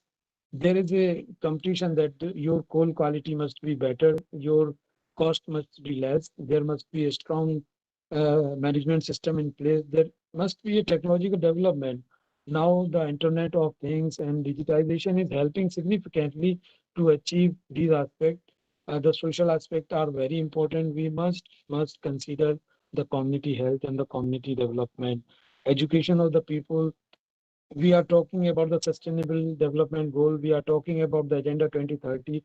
And the Agenda 2030 can be achieved with the help of sustainable mining by providing sustainable livelihood, promoting the sports, women empowerment, improving the occupational safety and health. And the environmental aspect are nevertheless because environmental laws are definitely are the commitment for all of us to do decrease our effect on the environment, do the biodiversity conservation and the sustainable resource of the sustainable use of the resources. Can we go to the next slide, please? I just make this slide bit simple. So just full block auction is happening. Everyone is know, and this topic is also important for the people who are participating in such kind of the auctions. So principally, if there is a R&R, resettlement and rehabilitation and the land acquisition is required, then you need 48 months. So these are the minimum times I am indicating. You definitely require the environment clearance. It requires 24 months. If your mine area is in the forest area, you require 30 months. So you perhaps see this time frame is very critical and essential to understand when we are talking about the legal framework or the environmental framework. Because the workflow, the budget allocation, the market condition, the expectations, all will be dependent on this time frame, and you need about 5 years to complete all this procedure from whole block auction to start the mine. It is minimum 5 year time is required. So that is a time where you can understand, you can build a strong database on environmental baseline. You can understand the risk associated with the coal mine. You can understand what are the legal compliances could be for us in future, as now the world is talking about COP26. The world talked about the COP21, the Paris Accord so much. And now there is a time to meet the Agenda 2050. Our commitment, the Government of India is committing the no net loss, net decarbonization by 2070. So we need to understand this time frame and the productivity of our business. Can we go to the next slide, please? So I'm sure in this time frame you are able to understand that what are the environmental act regulation, the impact of the coal mining, the sustainable mining, the time frame required, and these are the some 10 principles which I translated in the form of a picture. The community development one corporate can do with the help of CSR policies, responsible mining, effectiveness and the transparent engagement, health safety, the integration of the sustainable development in the form of sustainable policy, the biodiversity conservation in the form of biodiversity management plan, biodiversity policy, human rights, respect, implementation of the risk management, business ethical conduct, and nevertheless the environmental performance. Can we go to the next slide? So these are my contact details. If you are having any question, I will be happy to respond. Thank you very much.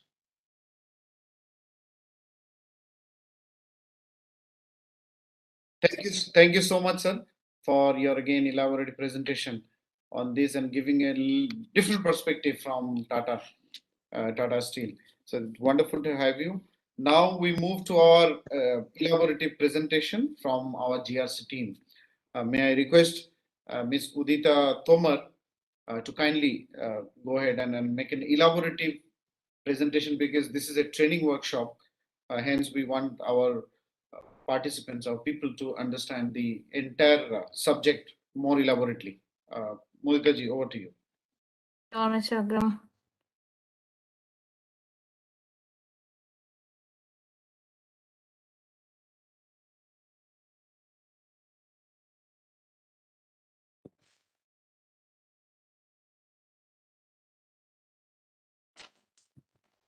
Good evening, everyone. I extend a warm welcome to all the participants on behalf of GRC India. And in my presentation today, I would be discussing about a brief introduction of our company, amendments in EI regulations with respect to coal mining and coal washery sector, environment clearance process, requirement of QC and ABIT accreditation, applicable OMs of Ministry of Environment with respect to these two sectors, highlights of the EC application, which includes Form 1, Form 2, TFR and EIMB report, requirements of details and documents for the EC application, half-yearly compliance of EC, CT, CTO, green tip, green YAPI, and finally the question and answer session.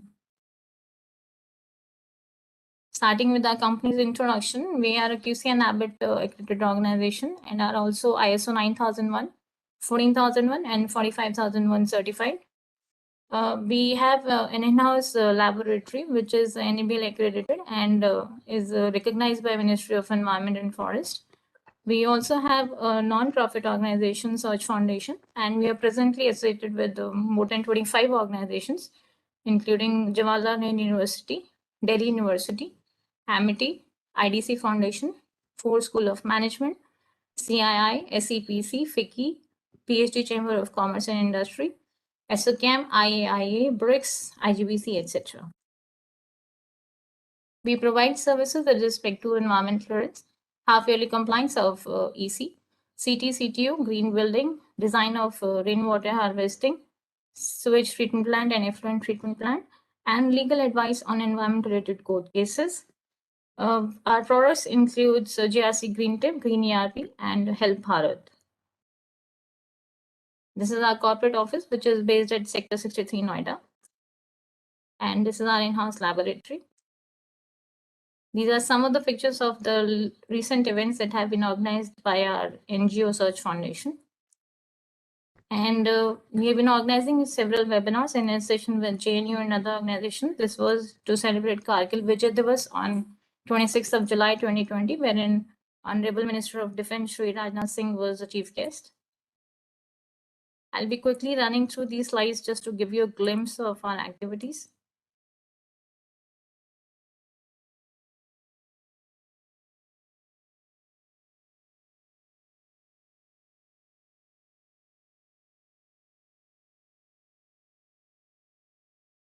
This is the last in the list, which was organized on 11th of December last year.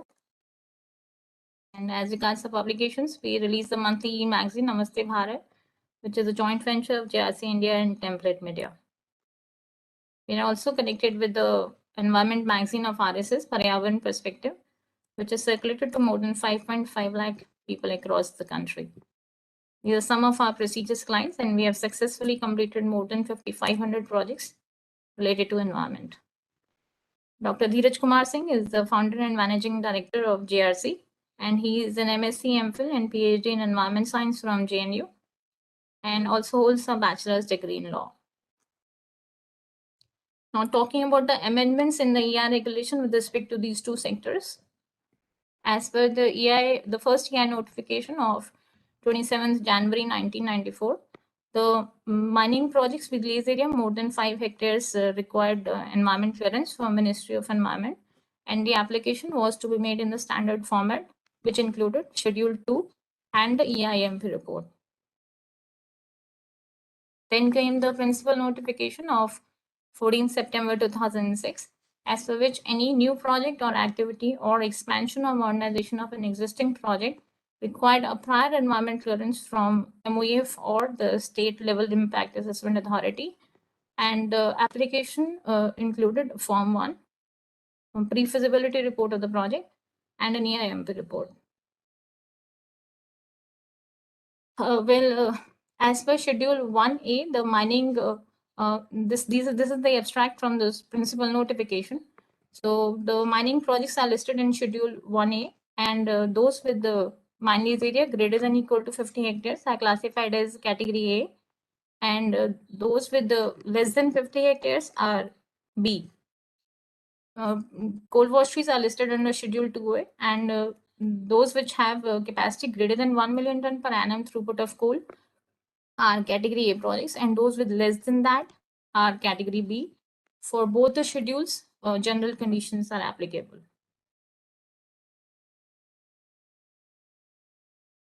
Well, with respect to the coal washeries, there have been no change in the EIR regulations with respect to the capacity after the principal notification. So the criteria for EC remains same with respect to coal washeries. For coal mining, there have been several amendments in the notification. This is dated 1st of December 2009, as per which the threshold for Category A cases for coal mining was increased from 50 to 150 hectares, and those with 5 hectares greater than or equal to 5 hectares or less than or equal to 150 hectares were classified as Category B.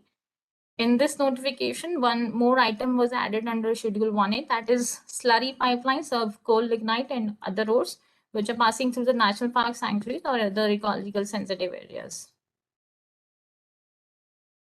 And this is the notification of 14th August 2018, wherein the lower limit of 5 hectares was removed for Category B projects of coal mines.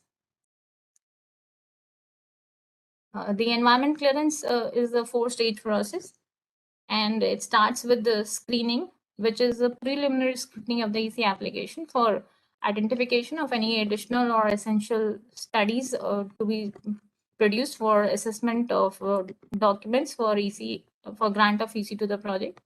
Then comes scoping, which is determining the terms of reference for carrying out an EIMP study for the project.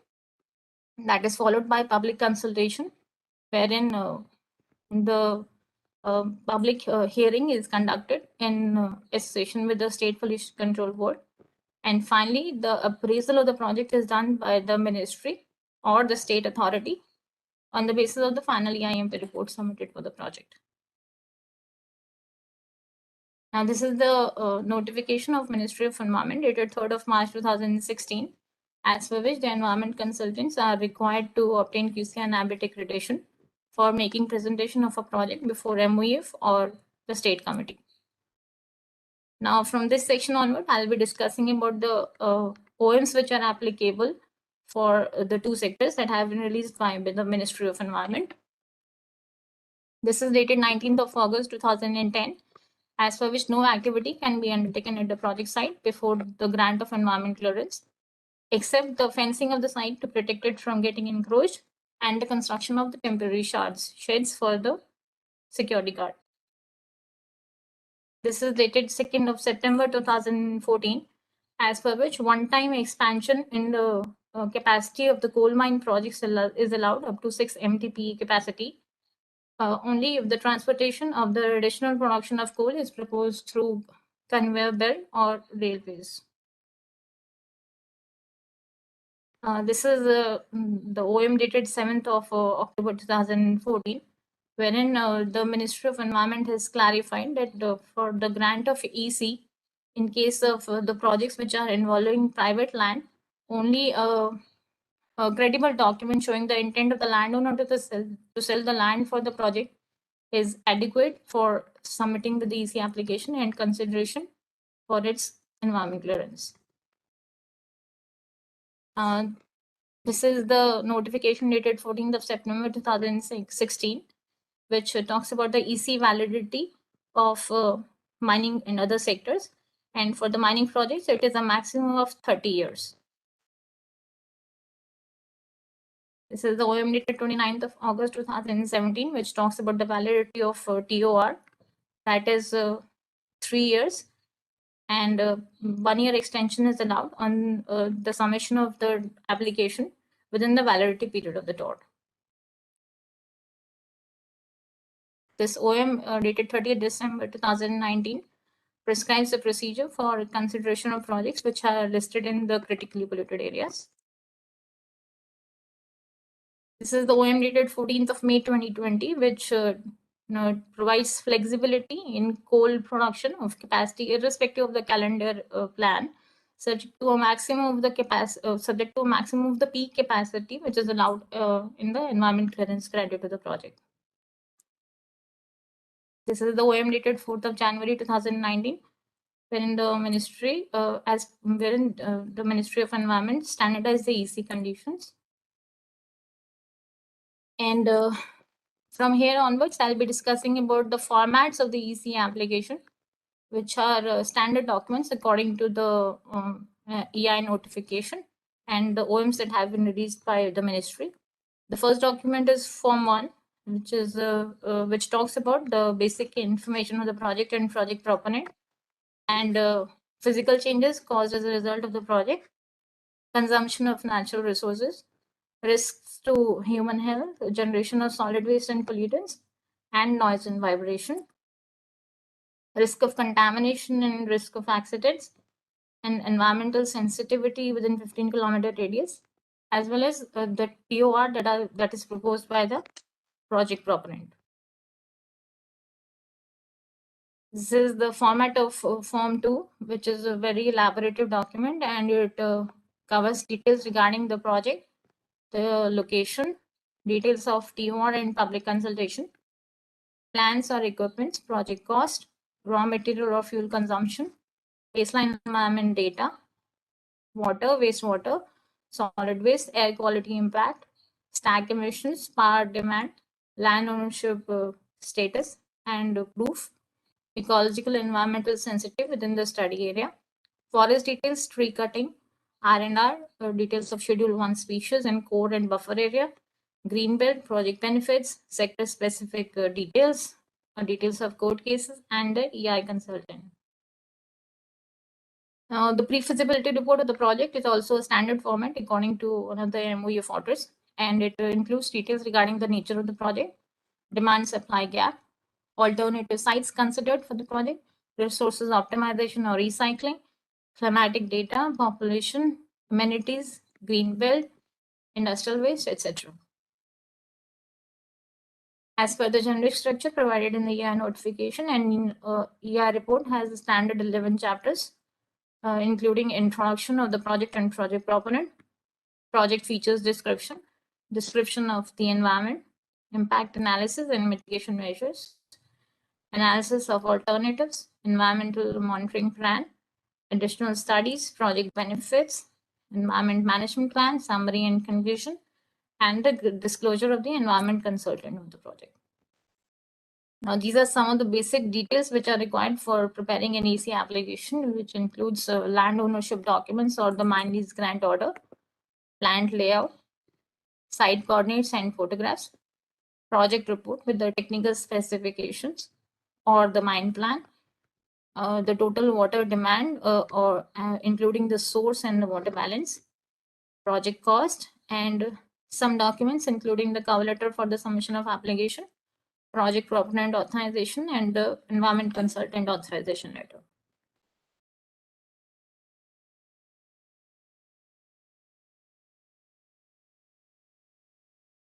As per the principal notification, it is mandatory for the project proponents to submit the half-yearly compliance of the EC conditions on 1st of June and 1st of December each calendar year.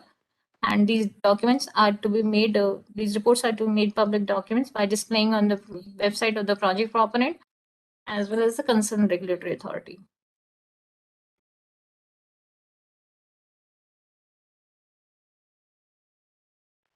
As per the MOF order dated 30th of May 2012 and 7th of September 2017, it is mandatory for the project proponents which are seeking environment clearance for expansion of a project to submit a certified report of the status of environment clearance conditions that have been stipulated in the earlier EC. Well, as per the MOF order of 4th of August 2021 and 7th of September 2021, it is mandatory to upload the environment clearance conditions online on the Parivesh portal of Ministry. According to the Water Act of 1974 and Air Act of 1981, it is mandatory to obtain CTNOC and CTONOC before commencement of construction activities or commencement of the operational project from the State Pollution Control Board. And both these approvals are two-tier process involving the regional and the head office of the respective SPCB. Plus the documents and the scrutiny fee also depend upon the classification of the project into red, orange, green, and white, which is available on the CPCB website. And these are the stages involved in the CT process. We submit the application online in the prescribed format of the SPCB along with the requisite fee. And the submitted documents are scrutinized by the SPCB office. In case there is any shortfall, the query is raised. And on satisfactory submission of the details, the SPCB officials do a physical inspection of the site in order to assess the proposed environment management plan for the project. And finally, the CT NOC is granted in case everything is found in order. For consent to operate, also we submit the application online along with the fee. And after the scrutiny of the application, the site is physically inspected by the SPCB officials in order to see the compliance of the implementation of the conditions that were incorporated in the CT NOC. In case everything is found satisfactory, the CTO NOC is granted, or a query is raised towards which we submit a reply, and finally the permission is granted. These are the basic details which are required to be submitted for consent to establish and consent to operate, which includes proof of deposit of fee, CA certificate for the project investment, copy of environment clearance and these application, declaration by the unit regarding the awareness of the applicable norms, land ownership documents, and the design scheme of ETP and other pollution control devices. For CTO also, we need to submit a proof of deposit of fee and a copy of balance sheet, which is attested by CA for the capital investment of the project, and the permission of the concerned authority for disposal of the effluent into the external drain. Talking about JRC Green Tip and Green ERP, we have developed a technical interactive platform, which is a query management system for disseminating the environment regulations and the best practices related to the sector, and also handhold the project proponents for enabling compliance and sustainable development.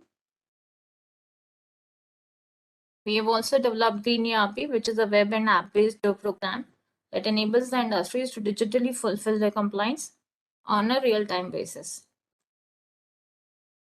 Any questions are welcome.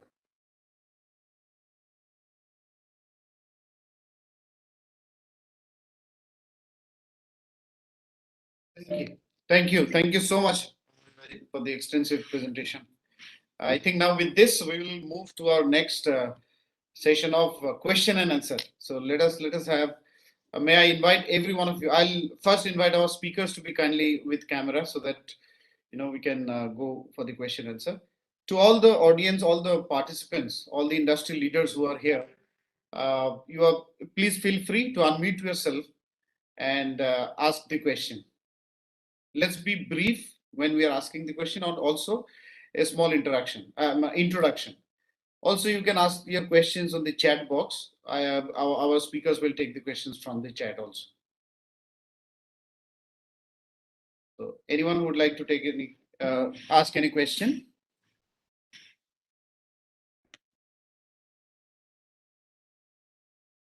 Thank you, Om Prakash ji.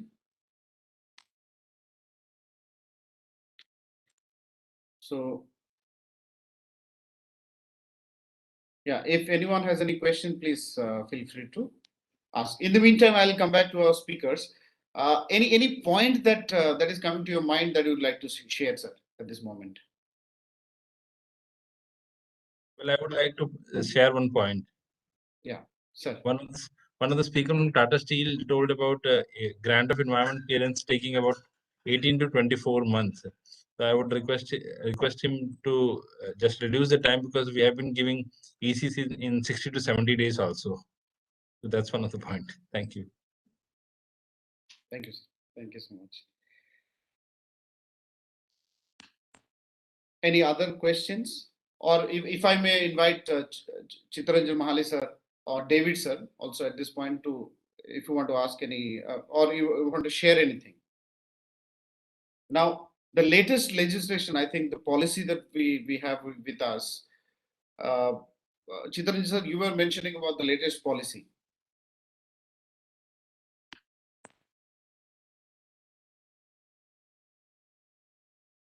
Yeah. Okay. I'll request our team to kindly unmute everyone so that everyone can unmute themselves. Because this is a question answer session, so let us keep it open for everyone. Yeah, Chittaranjan sir.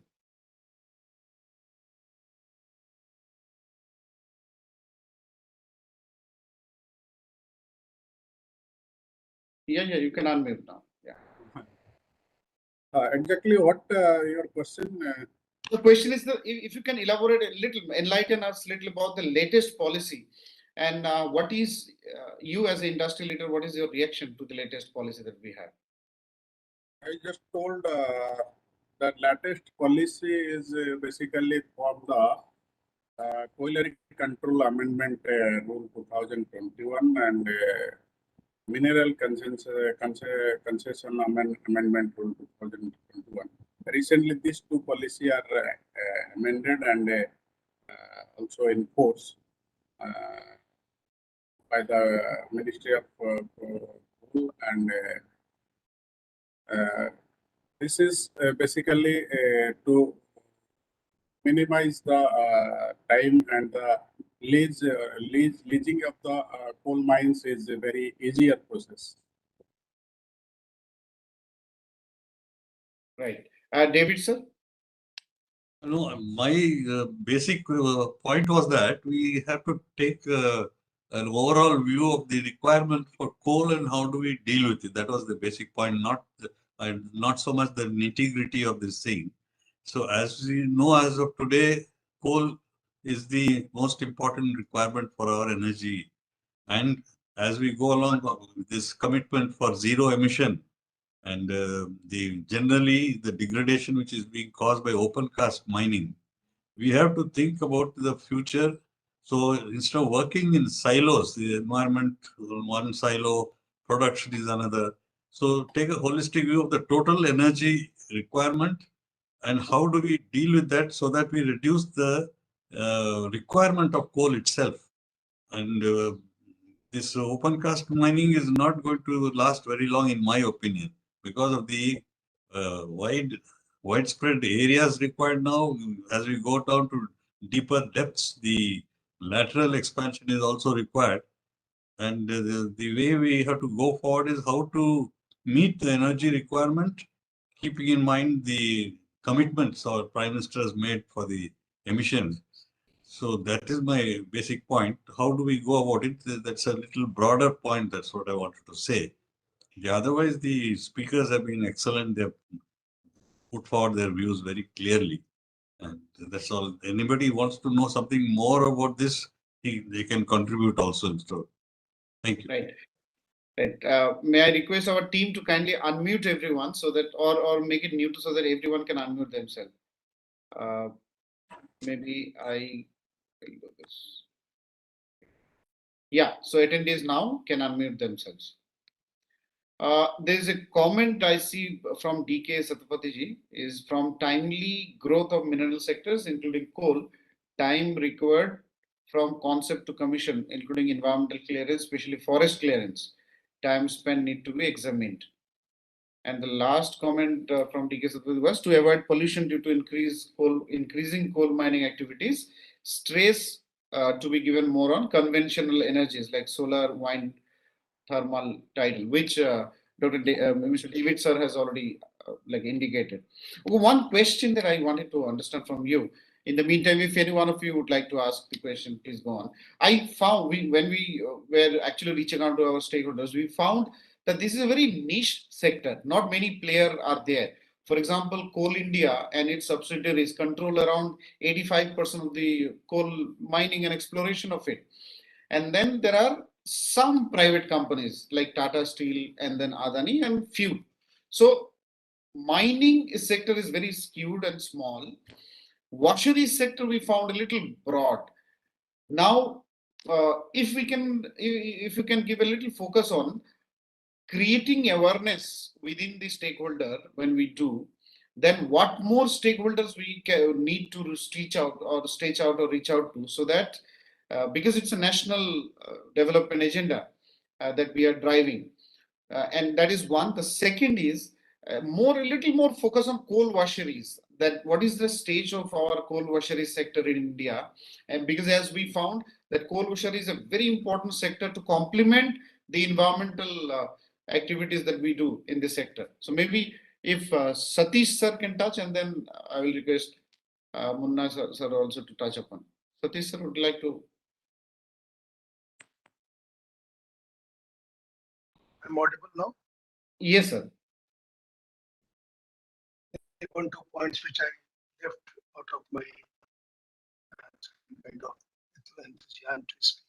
I deliver more and more. One thing which is coming up clearly is of coal is a very unique mineral that way.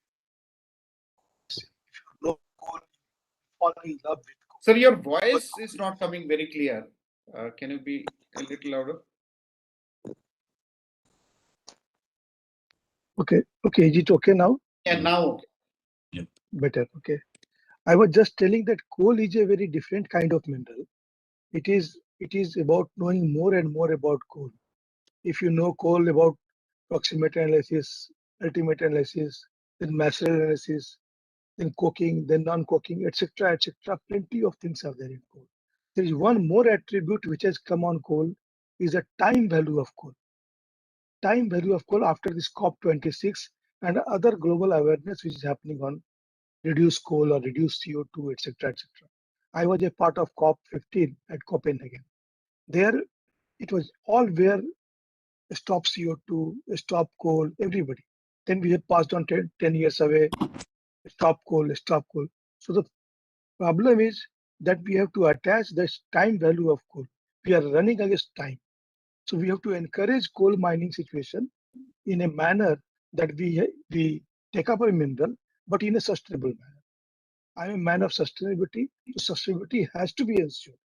And this responsibility lies with the mine entrepreneurs, that how better they can plan a mine and they can contribute to the society and economy also. Because it is possible. It is very much possible to do mining in a much, much better way. I invite to one of the Adani mine. I am very surprisingly visiting first time when I was not a part of Adani. I came from IIT. And when I saw it is a wonderful mine. And that really motivated so many things to happen subsequently. So you can do much better mining practices and also to the adding to your kitty. Second, one of my previous speaker was addressing is that energy requirement is there. So pressure is there to mine less coal. So mine less coal or to coal less mine. Coal less mine means you can go for underground coal gasification, coal to oil. These are alternatives which we may explore. Okay, so mine less coal is an absurd word. So, but it is a reality. People are telling less of mining. Coal India had planned for 1 billion ton coal by 2022, but it is producing 600 million ton coal. So these things are there. There is some restrictions on coal, and we have to realize it sooner the better. Time value of coal has to be attributed to, and we have to encourage mining to run it very fastly. Within 10 years, 15 years, I don't see after 20 years there will be any takers of coal. So it is our opportunity to capitalize it, but do a very sensible mining, very beautiful mining, contributing to ecosystems and sustainability, taking parameters of ecology, society, and economy, of course.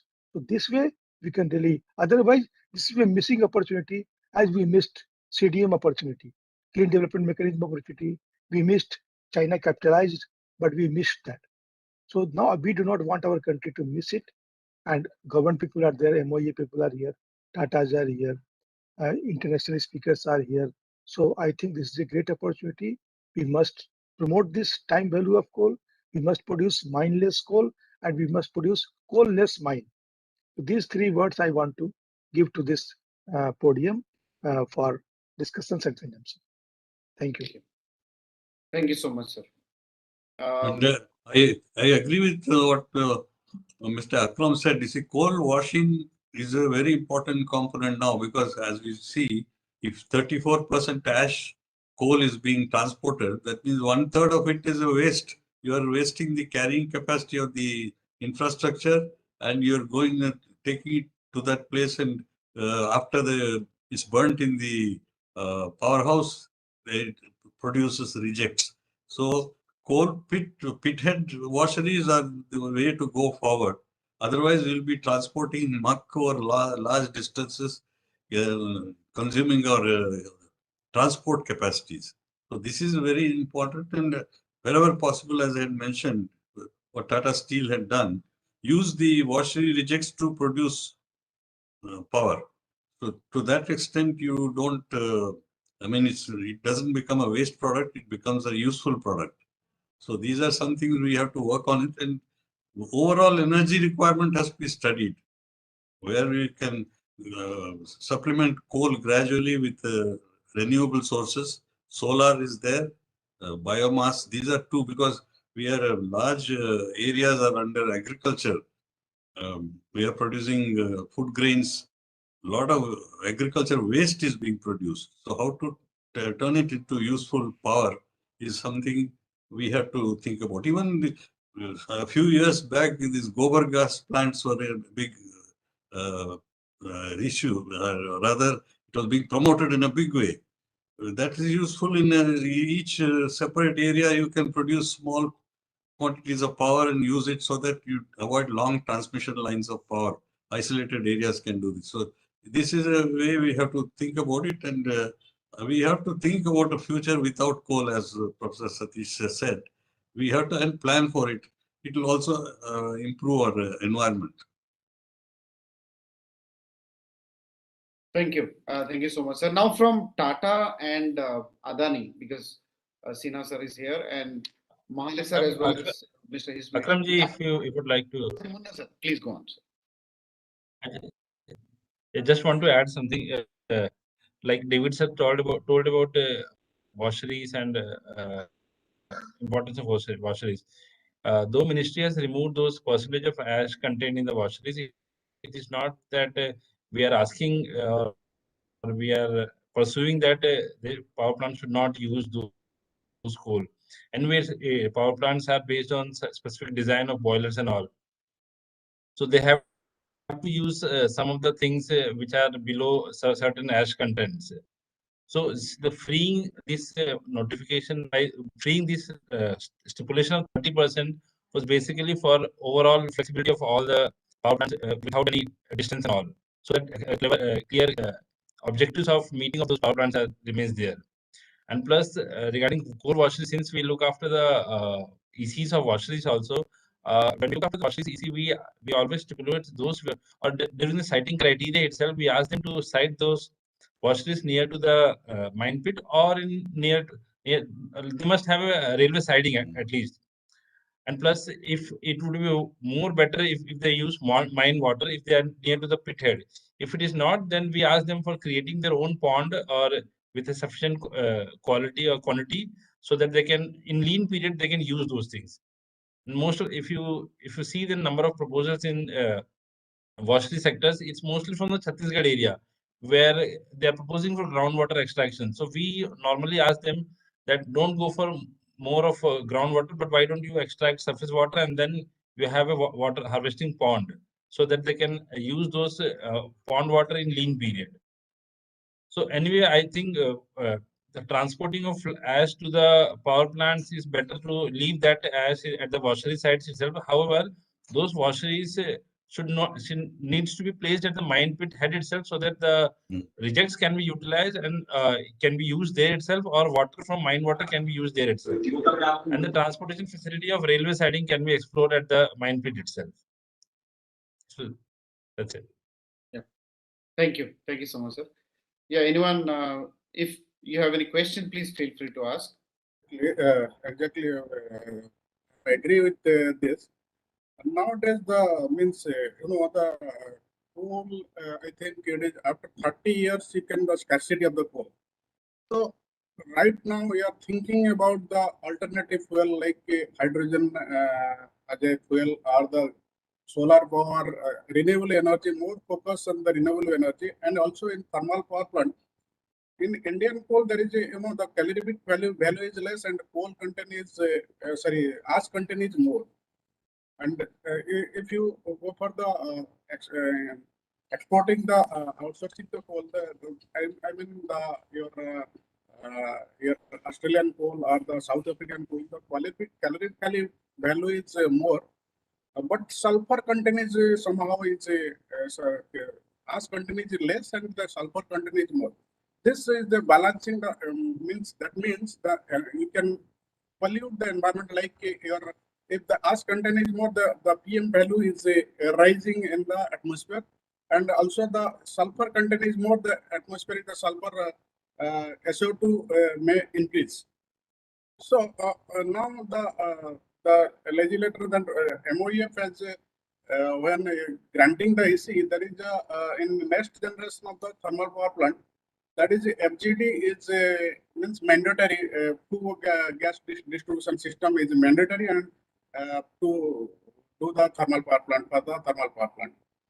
And also we can monitor the strengthen the environmental pollution like the your PM and the SOx, NOx, mercury. That is the heavy metal content is like to be increased in the atmosphere.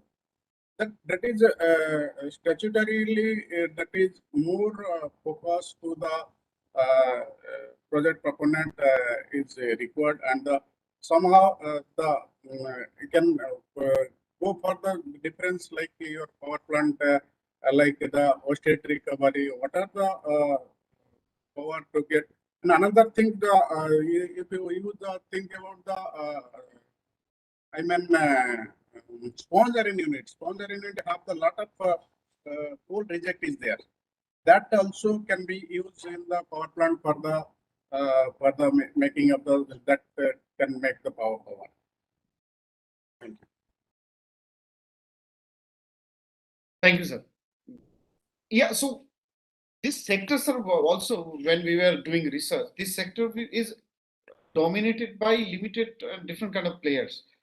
So I thought on the ground we need to create awareness about the environment aspect. So what I wanted from Mahali sir, and if Mr. Hishmi is here, Dr. Hishmi, is can you give 2-3 best practices on the environmental regulations or compliance that you follow from your respective company, which becomes a role model for though the private sector is very skewed and small, but giving the indication that future is more towards privatization. So what can be the best practices that can be adopted globally or at the much bigger and macro level?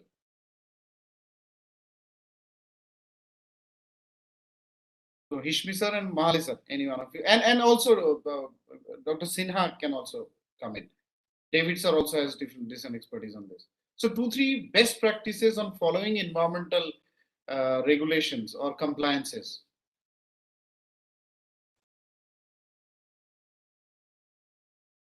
Yeah, Sinha sir, maybe. Okay, yeah.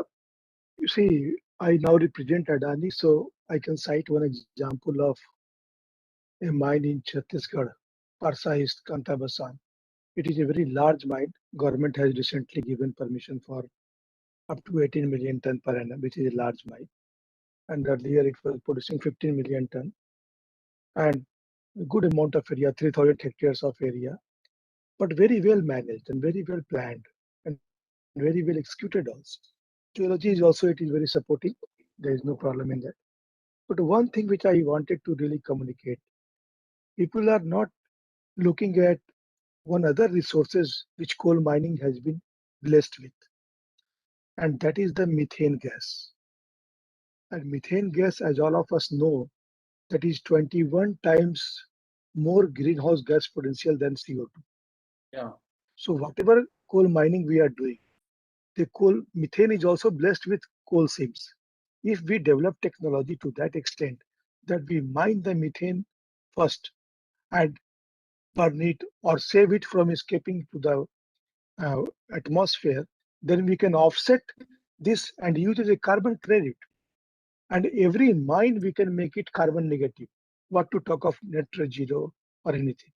We are actually taking a project in Parsa where we want to capture the methane from the virgin seams and show to the world that we have saved this much of carbon credit.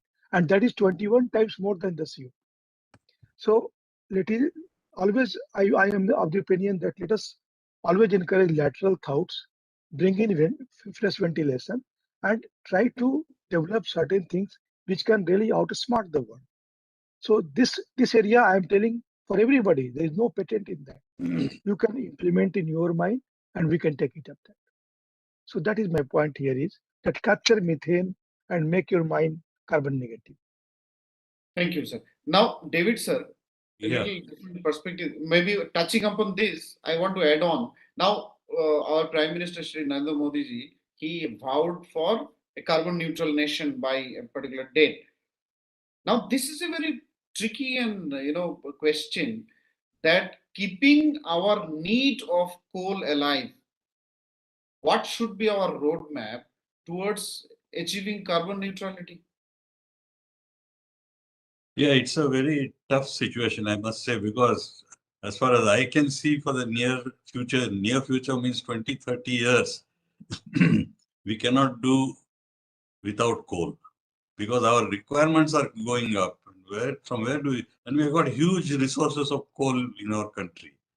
The one way is, of course, try to phase out the old power plants, bring in the new ones, supercritical technology of this capturing energy and utilizing the coal to the best possible way, because the old plants are very inefficient. And the other thing is what Professor Satish said about the coal bed methane. Unfortunately, the Indian coal seams are not highly gassy as some of them used to be in the UK and other places.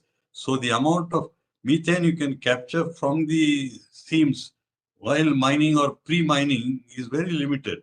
So the other thing is go for gasification underground itself, which some of the even I think private companies like SR and all are doing it. But the problem in India is that these companies are very, very reluctant to share their experience. They keep it as a closely guarded secret. Coal India is also doing it. So you can do coal gasification so that the coal and the ash, everything is left there. You only bring out in the form of methane or some combustible gases. The other thing is, abandoned coal mines also can be a source of methane. So particularly the Raniganj coal field, some of the seams were extremely gassy when we were working that earlier. Some of like Jamadoba also, and these places we can think about it, but we have to have very good concentrated R&D work on this thing. So converting the underground coal seams to produce gas from them directly, that is one way of doing it. Of course, there is a cost involved. Then there has to be a trade-off between environment and the cost for producing the gases. So these are a lot of R&D work is required. And I don't know how much of work is being done. The SIMFERS, that is the Center for the Mining and Fuel Research in Dhanbad, they should be the lead, should take the lead in this one. And ISM, IIT ISM also can do something in this because they've got a long history of working on coal mines. So these are some of the thoughts others can contribute also. Now, right. Thank you, sir. Now, a very important question for Munna Shah, sir. Sir, now our Laksh is carbon neutrality or a net zero nation in the world. So to achieve that, our policy framework, we all know very well that our policy framework is primarily to give a direction to the industry to become more sustainable and energy efficient. Now from here, how our government or policymakers is making policies towards achieving carbon neutral nation or net zero nation.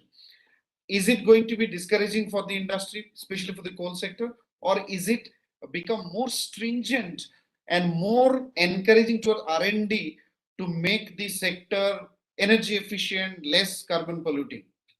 So which approach we are taking it? Is it discouraging or towards highly efficient? And yeah, Looking at the scenario of this government right now, it's not discouraging, it's encouraging.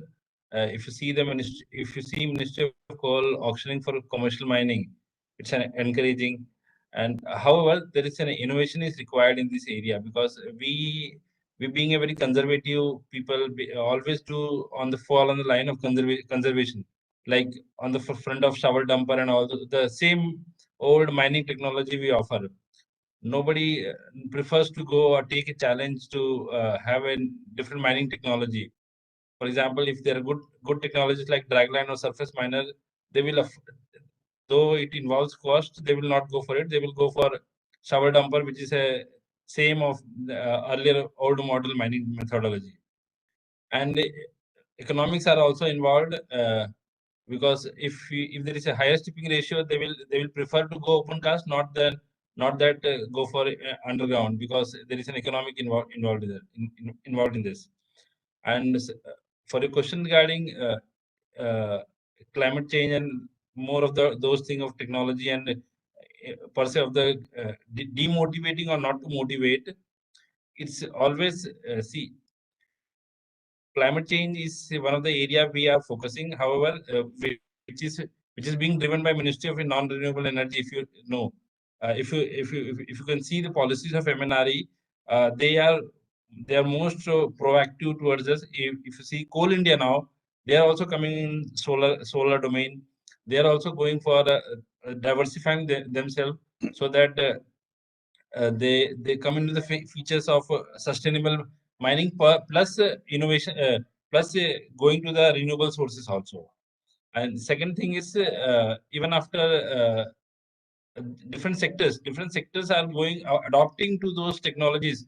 So balancing is required at the end of the day. We have a target at COP. We gave a target at COP, so we have to stick with that targets also. However, we are not limited to that. We know our benefit of having a coal mine, which is the second largest coal reserves in the world. So we cannot just throw that out. We have to explore that. We have to, however, at the same time, we have to take a balancing approach, and we have in our own economic independence. We have to do with that only. thank you. Thank you so much. Now, one UPSC question for our speakers. You know, seeing the environmental legislation activeness globally, where are we standing today in terms of more environmental compliance and aggression vis-a-vis many of the developed and developing countries? Maybe some of the Asian countries, how is some of the Asian countries moving towards more, environment compliance, towards coal mining and coal washeries, towards European countries and West? So any international comparison towards our regulation transition and transformation? Maybe Sinha sir, to start off. You see, this question I answered at forums, and I invited my enemies to surround me. This I am discussing the instance at Copenhagen and also at a Hotel Taj at Delhi, when said that, you see, now it remind you of our culture. Our Indian culture is so rich and so aligned to nature that obviously we stand first. Of, there may be some entropy, some kind of poverty, pollution, all right. But as a matter of fact, our energy consumption per capita is very, very less compared to other people who are doing it just on the account of luxury and something like this. So this I said to the US people in Copenhagen, and they were very, I mean, disturbed by the. I said that developed is he who contributes to the society and the surrounding world, not that he takes. We have been taught like that. If I am developed, I need to contribute. Are you contributing or are you taking only from the entire atmosphere and the global things? You are taking. Your pollution is too much. You are wasting your energy in gymnasium. You're wasting energy in AC. In our habits, you see, our richer people, Indian, rest of the people are like that. You see, we are in line with the atmosphere, in line with the weather, in line with the food habits. You see, we worship the natural gods. So, but our industry, of course, in the not in that state. So, one-to-one comparison, at times we may fall down. But overall, we are on a very good ethnic path, and we must take it forward and always galvanize it with the modern. And we are very much smart now. We are no less in digitization. We are no less in innovations. So we can catch up, but not forgetting our this internal inherent system, which will give us the cutting edge on that. So we are certainly at a very higher pedestal so far the compliances, etc. is concerned, if you look at things in totality. Okay. David sir and Rathod sir, if you would like to comment. Compliance one, I think those who are actually active in the industry should be able to say, and our Shah Sahab will be able to confirm whether the claims are good. But the fact is, there has been a tremendous improvement, because in the 1970s and 80s, nobody even used to talk about environment. It was always how much do you produce, at what cost do you produce. So from there, we have come a long way, and a lot of credit goes to the Ministry of the Environment and Forest for enforcing this. But everything has a cost. See, more stringent the regulations, the costs also will go up. But in the overall picture, any improvement in the environment will definitely economically also benefit the country. So it's a very tough call. It's sort of a balancing you'll have to do.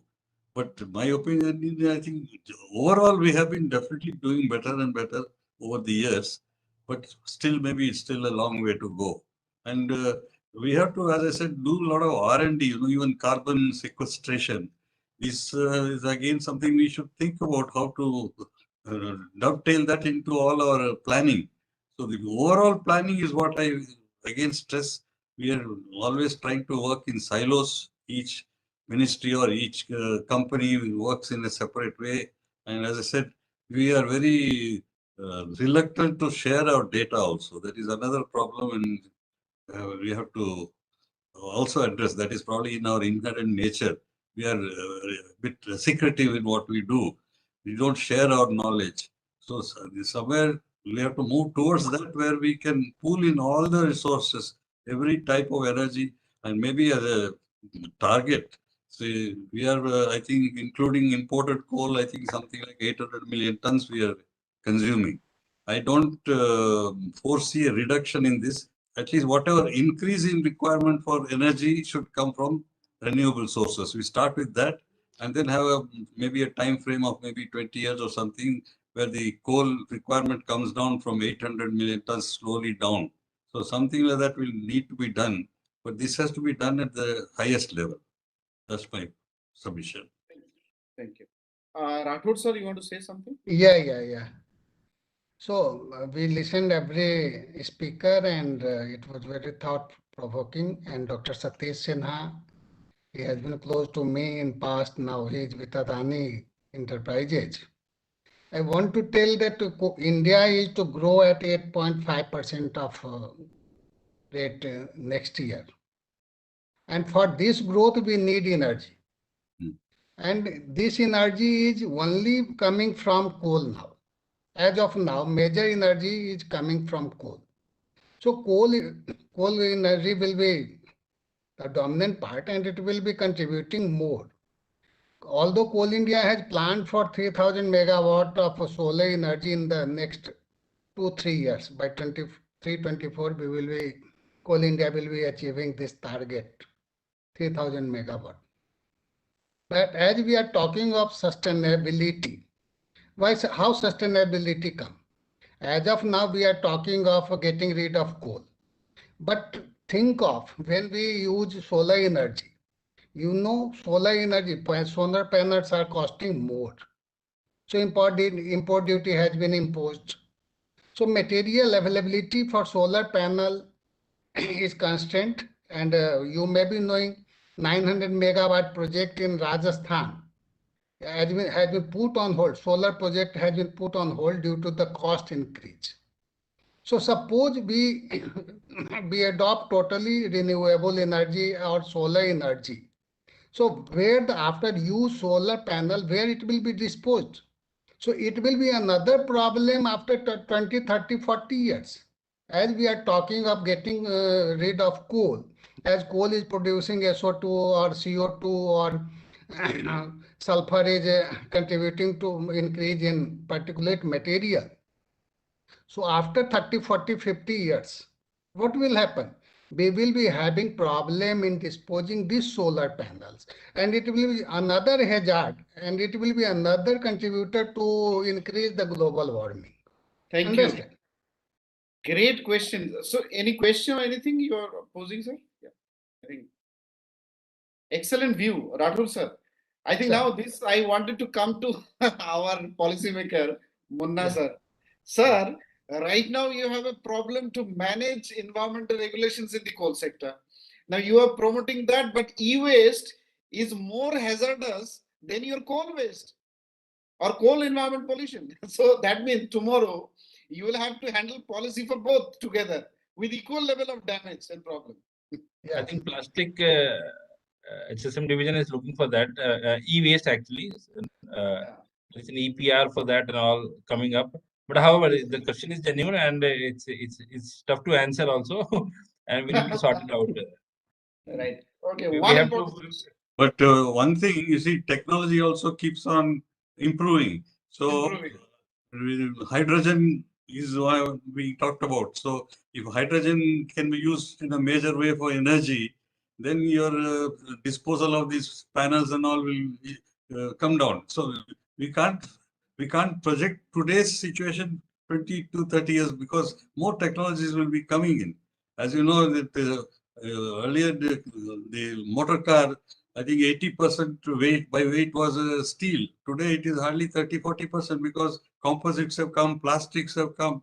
So we have to keep progressing. So maybe hydrogen will be there. Of course, even nuclear power is something we can take care of take care of the hazards. So like France, I think is 100% nuclear energy they are working on now. Many of the European countries are there. So better way is to have energy mix. So coal cannot be fully completely eliminated. So we will certainly the coal contribution will be around to 25 to 30% in coming 20-30 years. minimum. And Yeah, our hydropower, it will be for next 150 years. It cannot go down below 25% of total energy mix. that we cannot forecast because technology keeps changing. What Yeah, was true yesterday is not true today. So as of certainly. But hydro, so as far as sustainability is concerned, we have to be sustainable so that we can leave resources for future use. Future generation can use whatever the life we are leading as of now, what luxury we are leading this just now.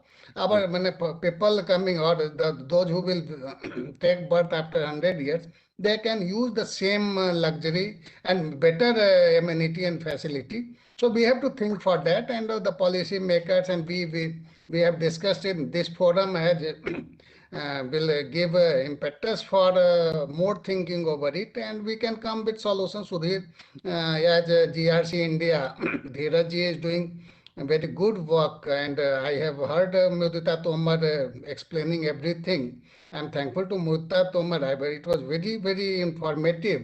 And although I'm working in this field, I had not gone through those things, and particularly all the provisions of this Act, Environment Protection Act, Forest Act, Water Act, and what are the consent to operate, consent to start, like that.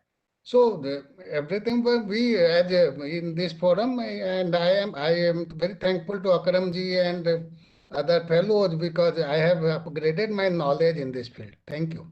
hydropower is again hydropower is again a very useful component. We may be able to increase because we got the Himalayas and the Himalayan streams and rivers coming, and that is very good for. You see, the advantage of hydropower is it can be started almost instantaneously, unlike thermal power, which will take several hours before it can be started if you after stoppage. But hydropower can be almost switched on immediately. So, as Utpal sir has said, it has to be a mix: hydropower, solar power, thermal power, biomass. Biomass is, I keep repeating, it's a huge resource is available for us. We are not using it. We are just burning it or throwing it away. That can be used for this. And we have no shortage of cows, as you know. So gobar gas can be also used for certain areas. It's not that it can be used everywhere. And localized requirement, at least if you meet, they will not be drawing power from the grid. To that extent, it can help. Remote areas also can help. And even in the Himalayas, you have these mini hydel projects you can have. You don't have to have huge ones. Have mini hydel projects, what they call the run-off stream projects. So like that, holistic view has to be taken. We cannot deal with any sector separately. Thank you. I think a lot of discussion. So in whatever energy mix we talk about, environmental regulation will always be there in all sectors. So that common factor will be there. So that means our discussion about environmental compliance and regulations will always be there. Am I right? Yes. Right. Now I will club 3 questions, I think, and this will be the final question. Then I will take the closing comment from each of you. Honorable Joint Secretary was supposed to join. Now his meeting is actually not is continuing. He really wants to join, but unfortunately he's not able to out of that meeting. He is not able to come out of that meeting because of some important sensitive discussions that is going on. Number one, when it comes to implementation, the role of state governments become absolutely, important. Now, in this environmental regulatory, nature, what is the level of states' involvement into creating environmental awareness, into creating awareness at the same time, compliance following? That is one. So please kindly note the questions because I'll repeat. I'll ask all 3 questions here only in this question only. The second. Again, I forgot, was a very important question, is the best practices, like from the coal washeries or coal mining. Can you give 2-3 examples of, like Sinha sir gave one example of that Odisha coal mining. This is very important, this is the only reason for which we are organizing this program. 2-3 best practices of complete 100% adherence towards environmental compliance and regulations in coal mining, coal washeries, and the peripheral activities. I think these 2. I'll just add 1 or 2 points, Akram bhai. Yeah. Just as you all know that under this Environmental Protection Act of 1986, there is Section 3, subsection 3 combined with Rule 5, which says that there cannot be any dilution in terms of environmental regulations. Whenever there is a legislation, then you'll have to further improve and protect environment. So thereby, whenever any department or ministry wants to have a dilution, then it gets struck down by various courts. Just because that the preamble says that whenever there is a legislation, you have to bring further improvement or further protection of environment. Second point, whatever Akram bhai has said, we just wanted to understand 3 best practices. We want to know those 3 best practices throughout our country with respect to coal mining, and secondly with respect to coal washeries, so that if somebody wants to put up, so they can visit that site, they can understand everything with respect to the design processes, and of course corporate environment and social responsibility also. So packaging all these 3 components, which are those 3 best practices in coal mining and coal washery? Thank you. So, and with this also we'll take the closing remarks, closing comment. Maybe Rathur sir to start off. Yeah, as far as best practices is concerned, actually why the power plants which are being commissioned, supercritical power plant or critical power plants, and they need, actually power plants need coal minus 100 mm size. So earlier we used to produce coal by blasting. In open cast mines we do blasting and coal lumps are formed, and that was being transported to the power plant. Now selective mining we have started. Actually, as the regulation, different environmental regulations have come up, and in 2014, 34% as percentage coal was more than that, was not to be transported. So Coal India and other in Singareni and other companies also, they are using in under open cast mines.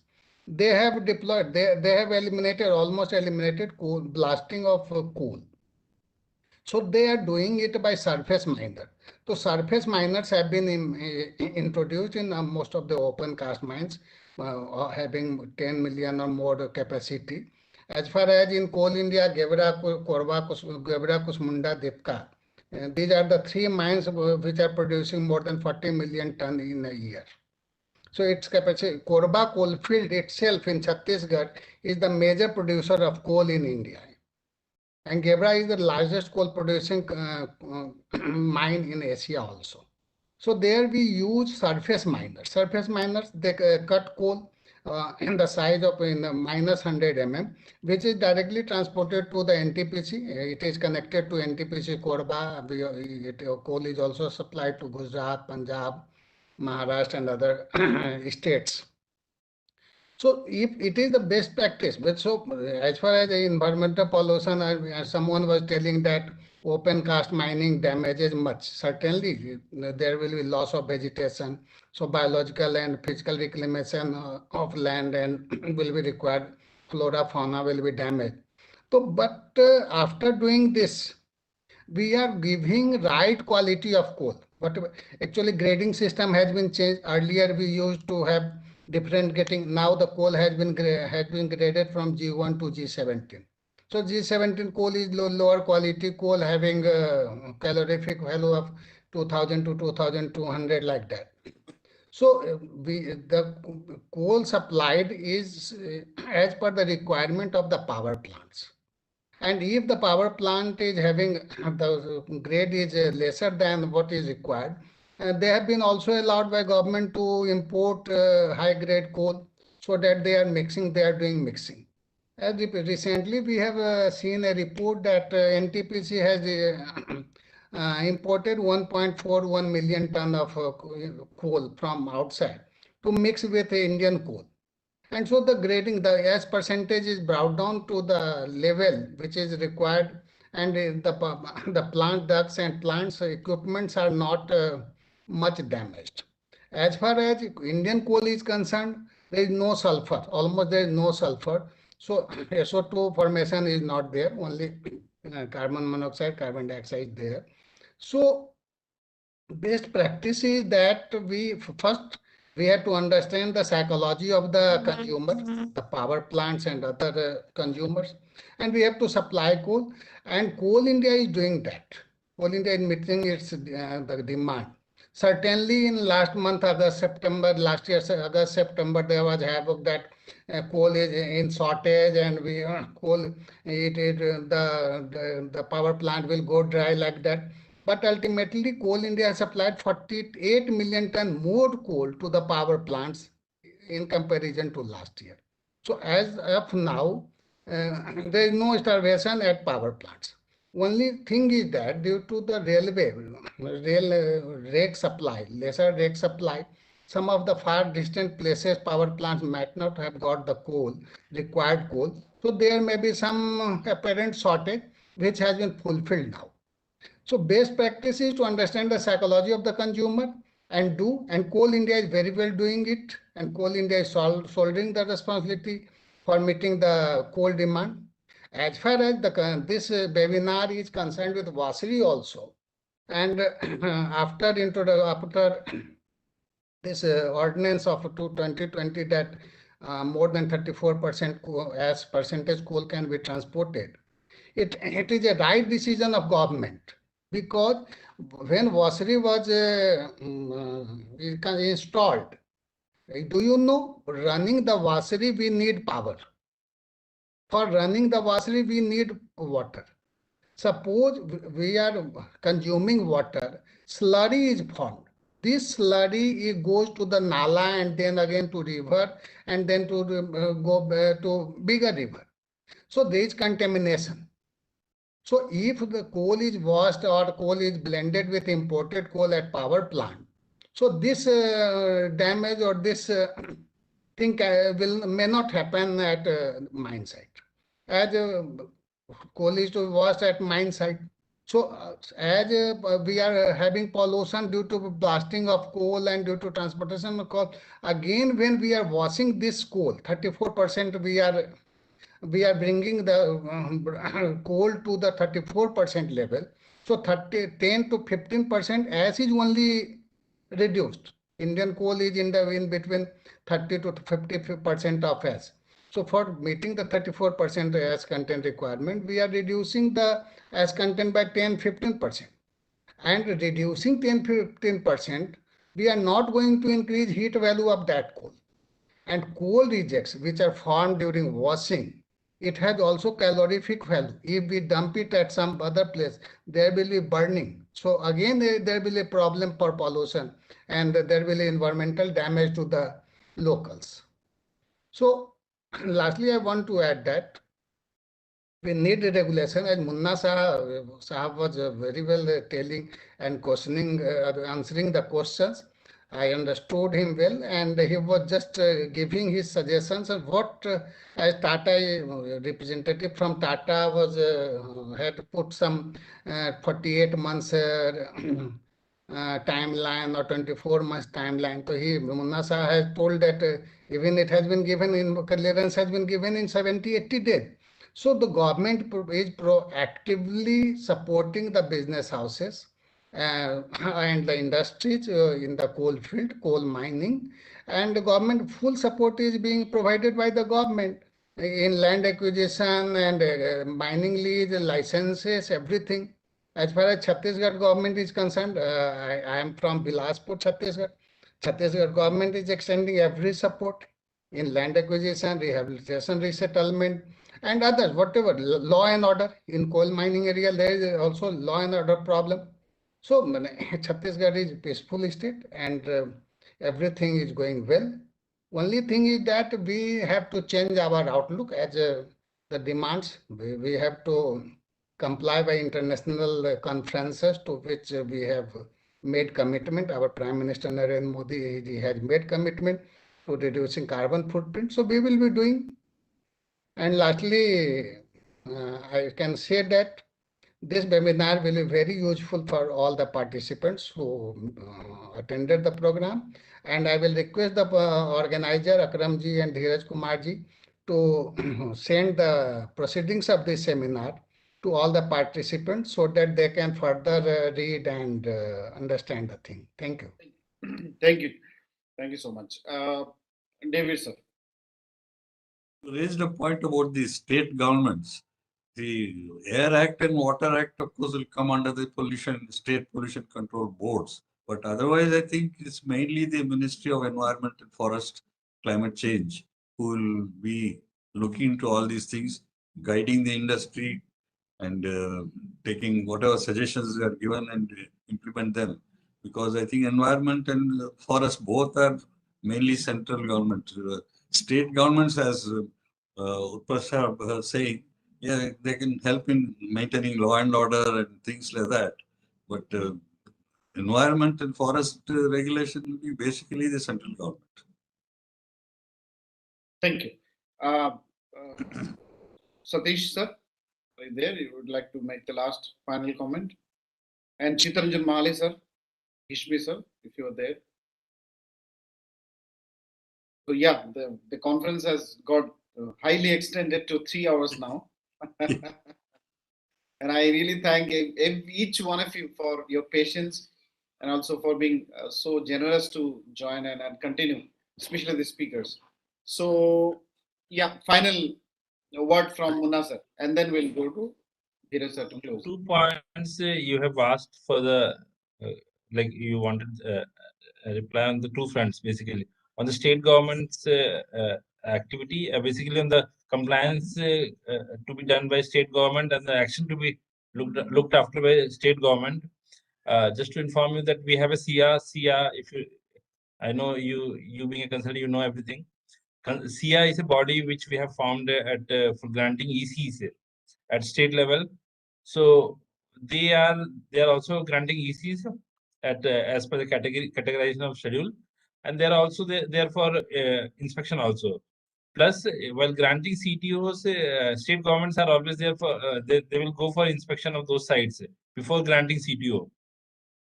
And recently we have formed increased our IRO regional offices. Earlier it was 10, now it is 19 regional offices. In Chhattisgarh, Raipur is there. So every state or every 2 states have got a single IROs we have, and there are scientists involved have been put on there so that they can go and certify those ECs compliance. So to and fro activities going on, and I hope this will not hamper the activity of industry, that regular compliances is being monitored so that they can comply, and proactively those compliance can be met. Second question of best practices. Best practice, very frankly, as a regulator, I have not seen any best practices. So, however, I would I have a lot of questions. May I request you kindly send better practice, not best practice. So good, yes. You can say better practice if you have seen, because you are regulator, yes, you are sitting in Delhi MOEF. So everything is coming to your table. You are seeing everything. Yes. So at least you can say better practice which yes. you have observed. Or you say best, so better practice. Best available practices. What is that? So better practices, if you say, sir, I have seen this Gevra mine and they have a good input silo loading. They have an input conveyor. From there, they are extracting coal from haul road. From the seam, they are directly going to their input, and from there, it is going to be silo loading. And from those silo loading, it is directly going to the feeder of a railway wagons. So the whole transportation mechanism of is being catered by conveyor systems, which reduces a significant amount of air pollution in that area. That I wanted to emphasize in my remark, Yes. that Gevra, Kusmunda, Dipka, three areas of SECL, we have got silo system of coal transportation. So Dipka area is connected to NTPC Sipat, Gevra area is connected to this NTPC Korba, and Kusmunda is connected to state thermal power station called Hasdev Thermal Power Station. So we are supplying coal through these silos. So in Dipka and Gevra area, from the face itself, actually 1 kilometer, 2 kilometer lead is there. We transport coal to the TRS truck receiving section. From there, the coal is transported through different belts to silo, and from silo, it is very rapid loading system. It is there. Within 30 minutes, we load one rake. 4,000 ton rake we load in 30 minutes. So we supply coal to them. It is the best practice we are following. We are following means Coal India is following. Better practice. And what happens if the coal is to be transported through by truck, then again diesel consumption will be there. Diesel is there will be sulfur content there. So SO2 in accumulation will be there in that environment, coal mines environment. So that we have reduced pollution. We have reduced pollution, that's SO2 pollution and NOx level by adopting from truck loading or truck carrying through belt transportation of coal through belt. That's ideal. And this is the best practice. I am thankful to Munna Sahab, as you have pointed out, and it is for knowledge of other speakers also, so that they can know what Coal India is doing. Sir, I'll provide one more. I'll just put forth one more. They have what they have done. SECL. Yeah. They have created a nursery of sal forest. Yeah. Sal trees actually. So if this Hasdev area and all this Chhattisgarh area, and if you say in Jharkhand, the Damodar area, those were actually a sal forest, which is basically rejuvenating those rivers by putting those water in that. They have a good holding capacity of river of water actually. So we are asking them, and they have already developed a nursery of around 25,000. They have 25,000 sal saplings, and we have asked them to distribute it freely to the local people, so that sal development can happen. And since this Hasdevarand area is one of the oldest biodiversity area, so we are cutting it because of coal, but they can plant it so that those sal can be reignited and then they can be again planted. I would request even Adani representative Sinha sir and Tata Steel is there. Once they cut, for example, if they cut the species of that species should only be planted. Though it takes a time. If you create a nursery of that area of those species, and then you start taking a plantation of those species only. Otherwise, what is happening is in a way of generating forest, we are developing an exotic species plantation, which is not going to be helpful for any way in that area. So those three things I would basically on the compliance front. All these things will matter for us also when we go and check it. Thank you. So lastly, I would thank you, Akramji and Dheerajji, for inviting me. I was apprehensive for coming to the session, but Dheerajji insisted me, so I came, and it was a good listening also. Speaking is also always good, but listening is always good because you gather much of the things.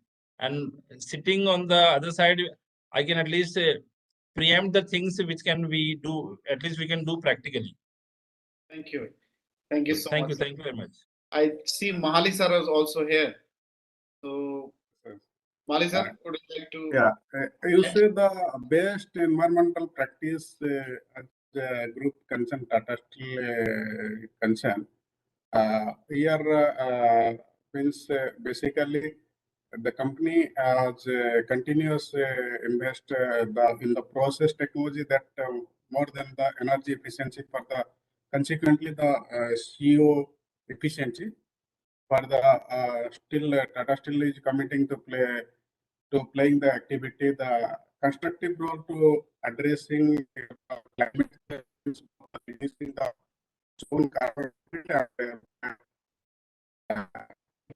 performance of steel, and will make it possible the producer better and more fully energy efficiency building already half the amount of energy needed to take the means the Tata has set the target to reducing the carbon CO2 emission by the further 20% of the next years, and also taken the rainwater practice, rainwater less use of the water for and use of renewable energy. And apart from that, they have taken different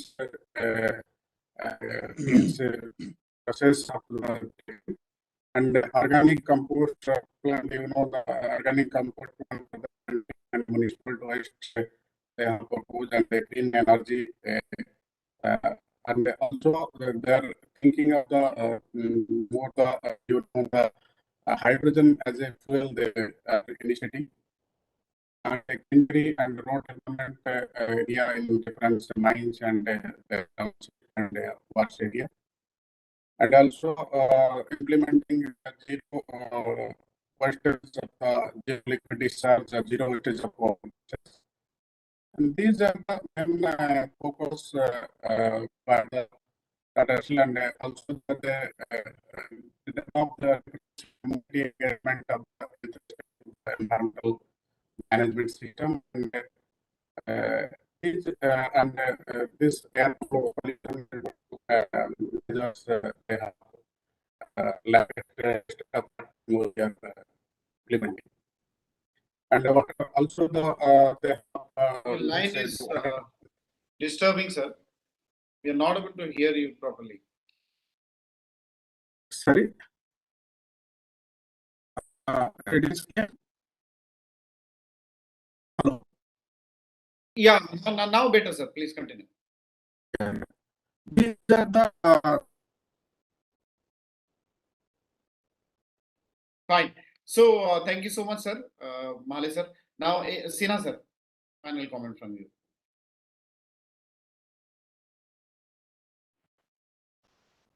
This is a very nice initiative. We could gather together discussing, brainstorming on issues. I just want to communicate that sustainability is about inclusivity. We are not here to eliminate any energy option. We should have a mix of all these, and engineering, evolution should follow.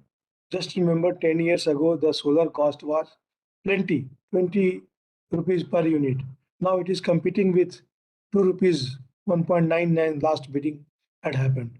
So, and for that matter, sustainability is about assessing any project, be it coal or solar or e-waste, on all the three scales of sustainability, which is ecology, society, and economy. If you are continuously checking it under the guidance of MOEF, SPCB, etc., then, and there are policymakers, there are institutions, we can always take a sustainable path. And India is have a varied traditional knowledge, wisdom also, from where also we can rope in plenty of energy requirements which we can meet for the community. And our energy demands are not more. It is just adequate. Our habits are like that. So this country has a very great future towards SRI, which you have aimed. GRC, thank you very much for this opportunity. Thank you, sir. Dheeraj sir, the final word of the conference. No, it's fine, please. So now you can proceed, please. Right. So we with this, I think we come close to the program. And thank you so much, GRC India, Dheeraj sir, led by Dheeraj sir, who is doing exceptional work, working for 16 to 18 hours a day, trying to bring awareness, trying to contribute tremendously in the field of environmental compliance, assessment, and then awareness. So I'll come to the final part of the program. I'll request a pillar of GRC, Mr. Ankit Rana, to kindly deliver the vote of thanks. Thank you, Akramji. Am I audible? Yes, sir. Yeah. So good evening to all the honorable members and participants. It is indeed a great honor for me to propose the vote of thanks on this occasion. Let me first of all start by thanking the Almighty God for making today's occasion and event a resounding success. And that only happened with the support and blessing of you all present here. I would like to thank all the esteemed guests, participants, honorable speakers for their valuable time spared for this webinar. I would like to thank all our associated organizations for tendering their untimely support. BRICS Chamber of Commerce and Industry, Alumni Association of JNU AJ, GRC India, All India Association of Coal Mining Executives, Services Export Promotion Council, the Policy Times, and others for their timely support and guidance during this webinar. We owe special gratitude to the organizing committee, coordinator, and the team behind organizing this webinar. I thank all the distinguished invitees present here, accepting our invitation and being present and delivering their valuable thoughts with us. Once again, I would like to thank you all for your kind attention and presence. Thank you all. Thank you. Thank you so much, Ankitji. Now, may I request another important part of this conference, without whose support, we may not be able to successfully pull this up, Mr. Viju Philip, to kindly run the national anthem. And may I request each one of us to kindly stand up and participate in the national anthem.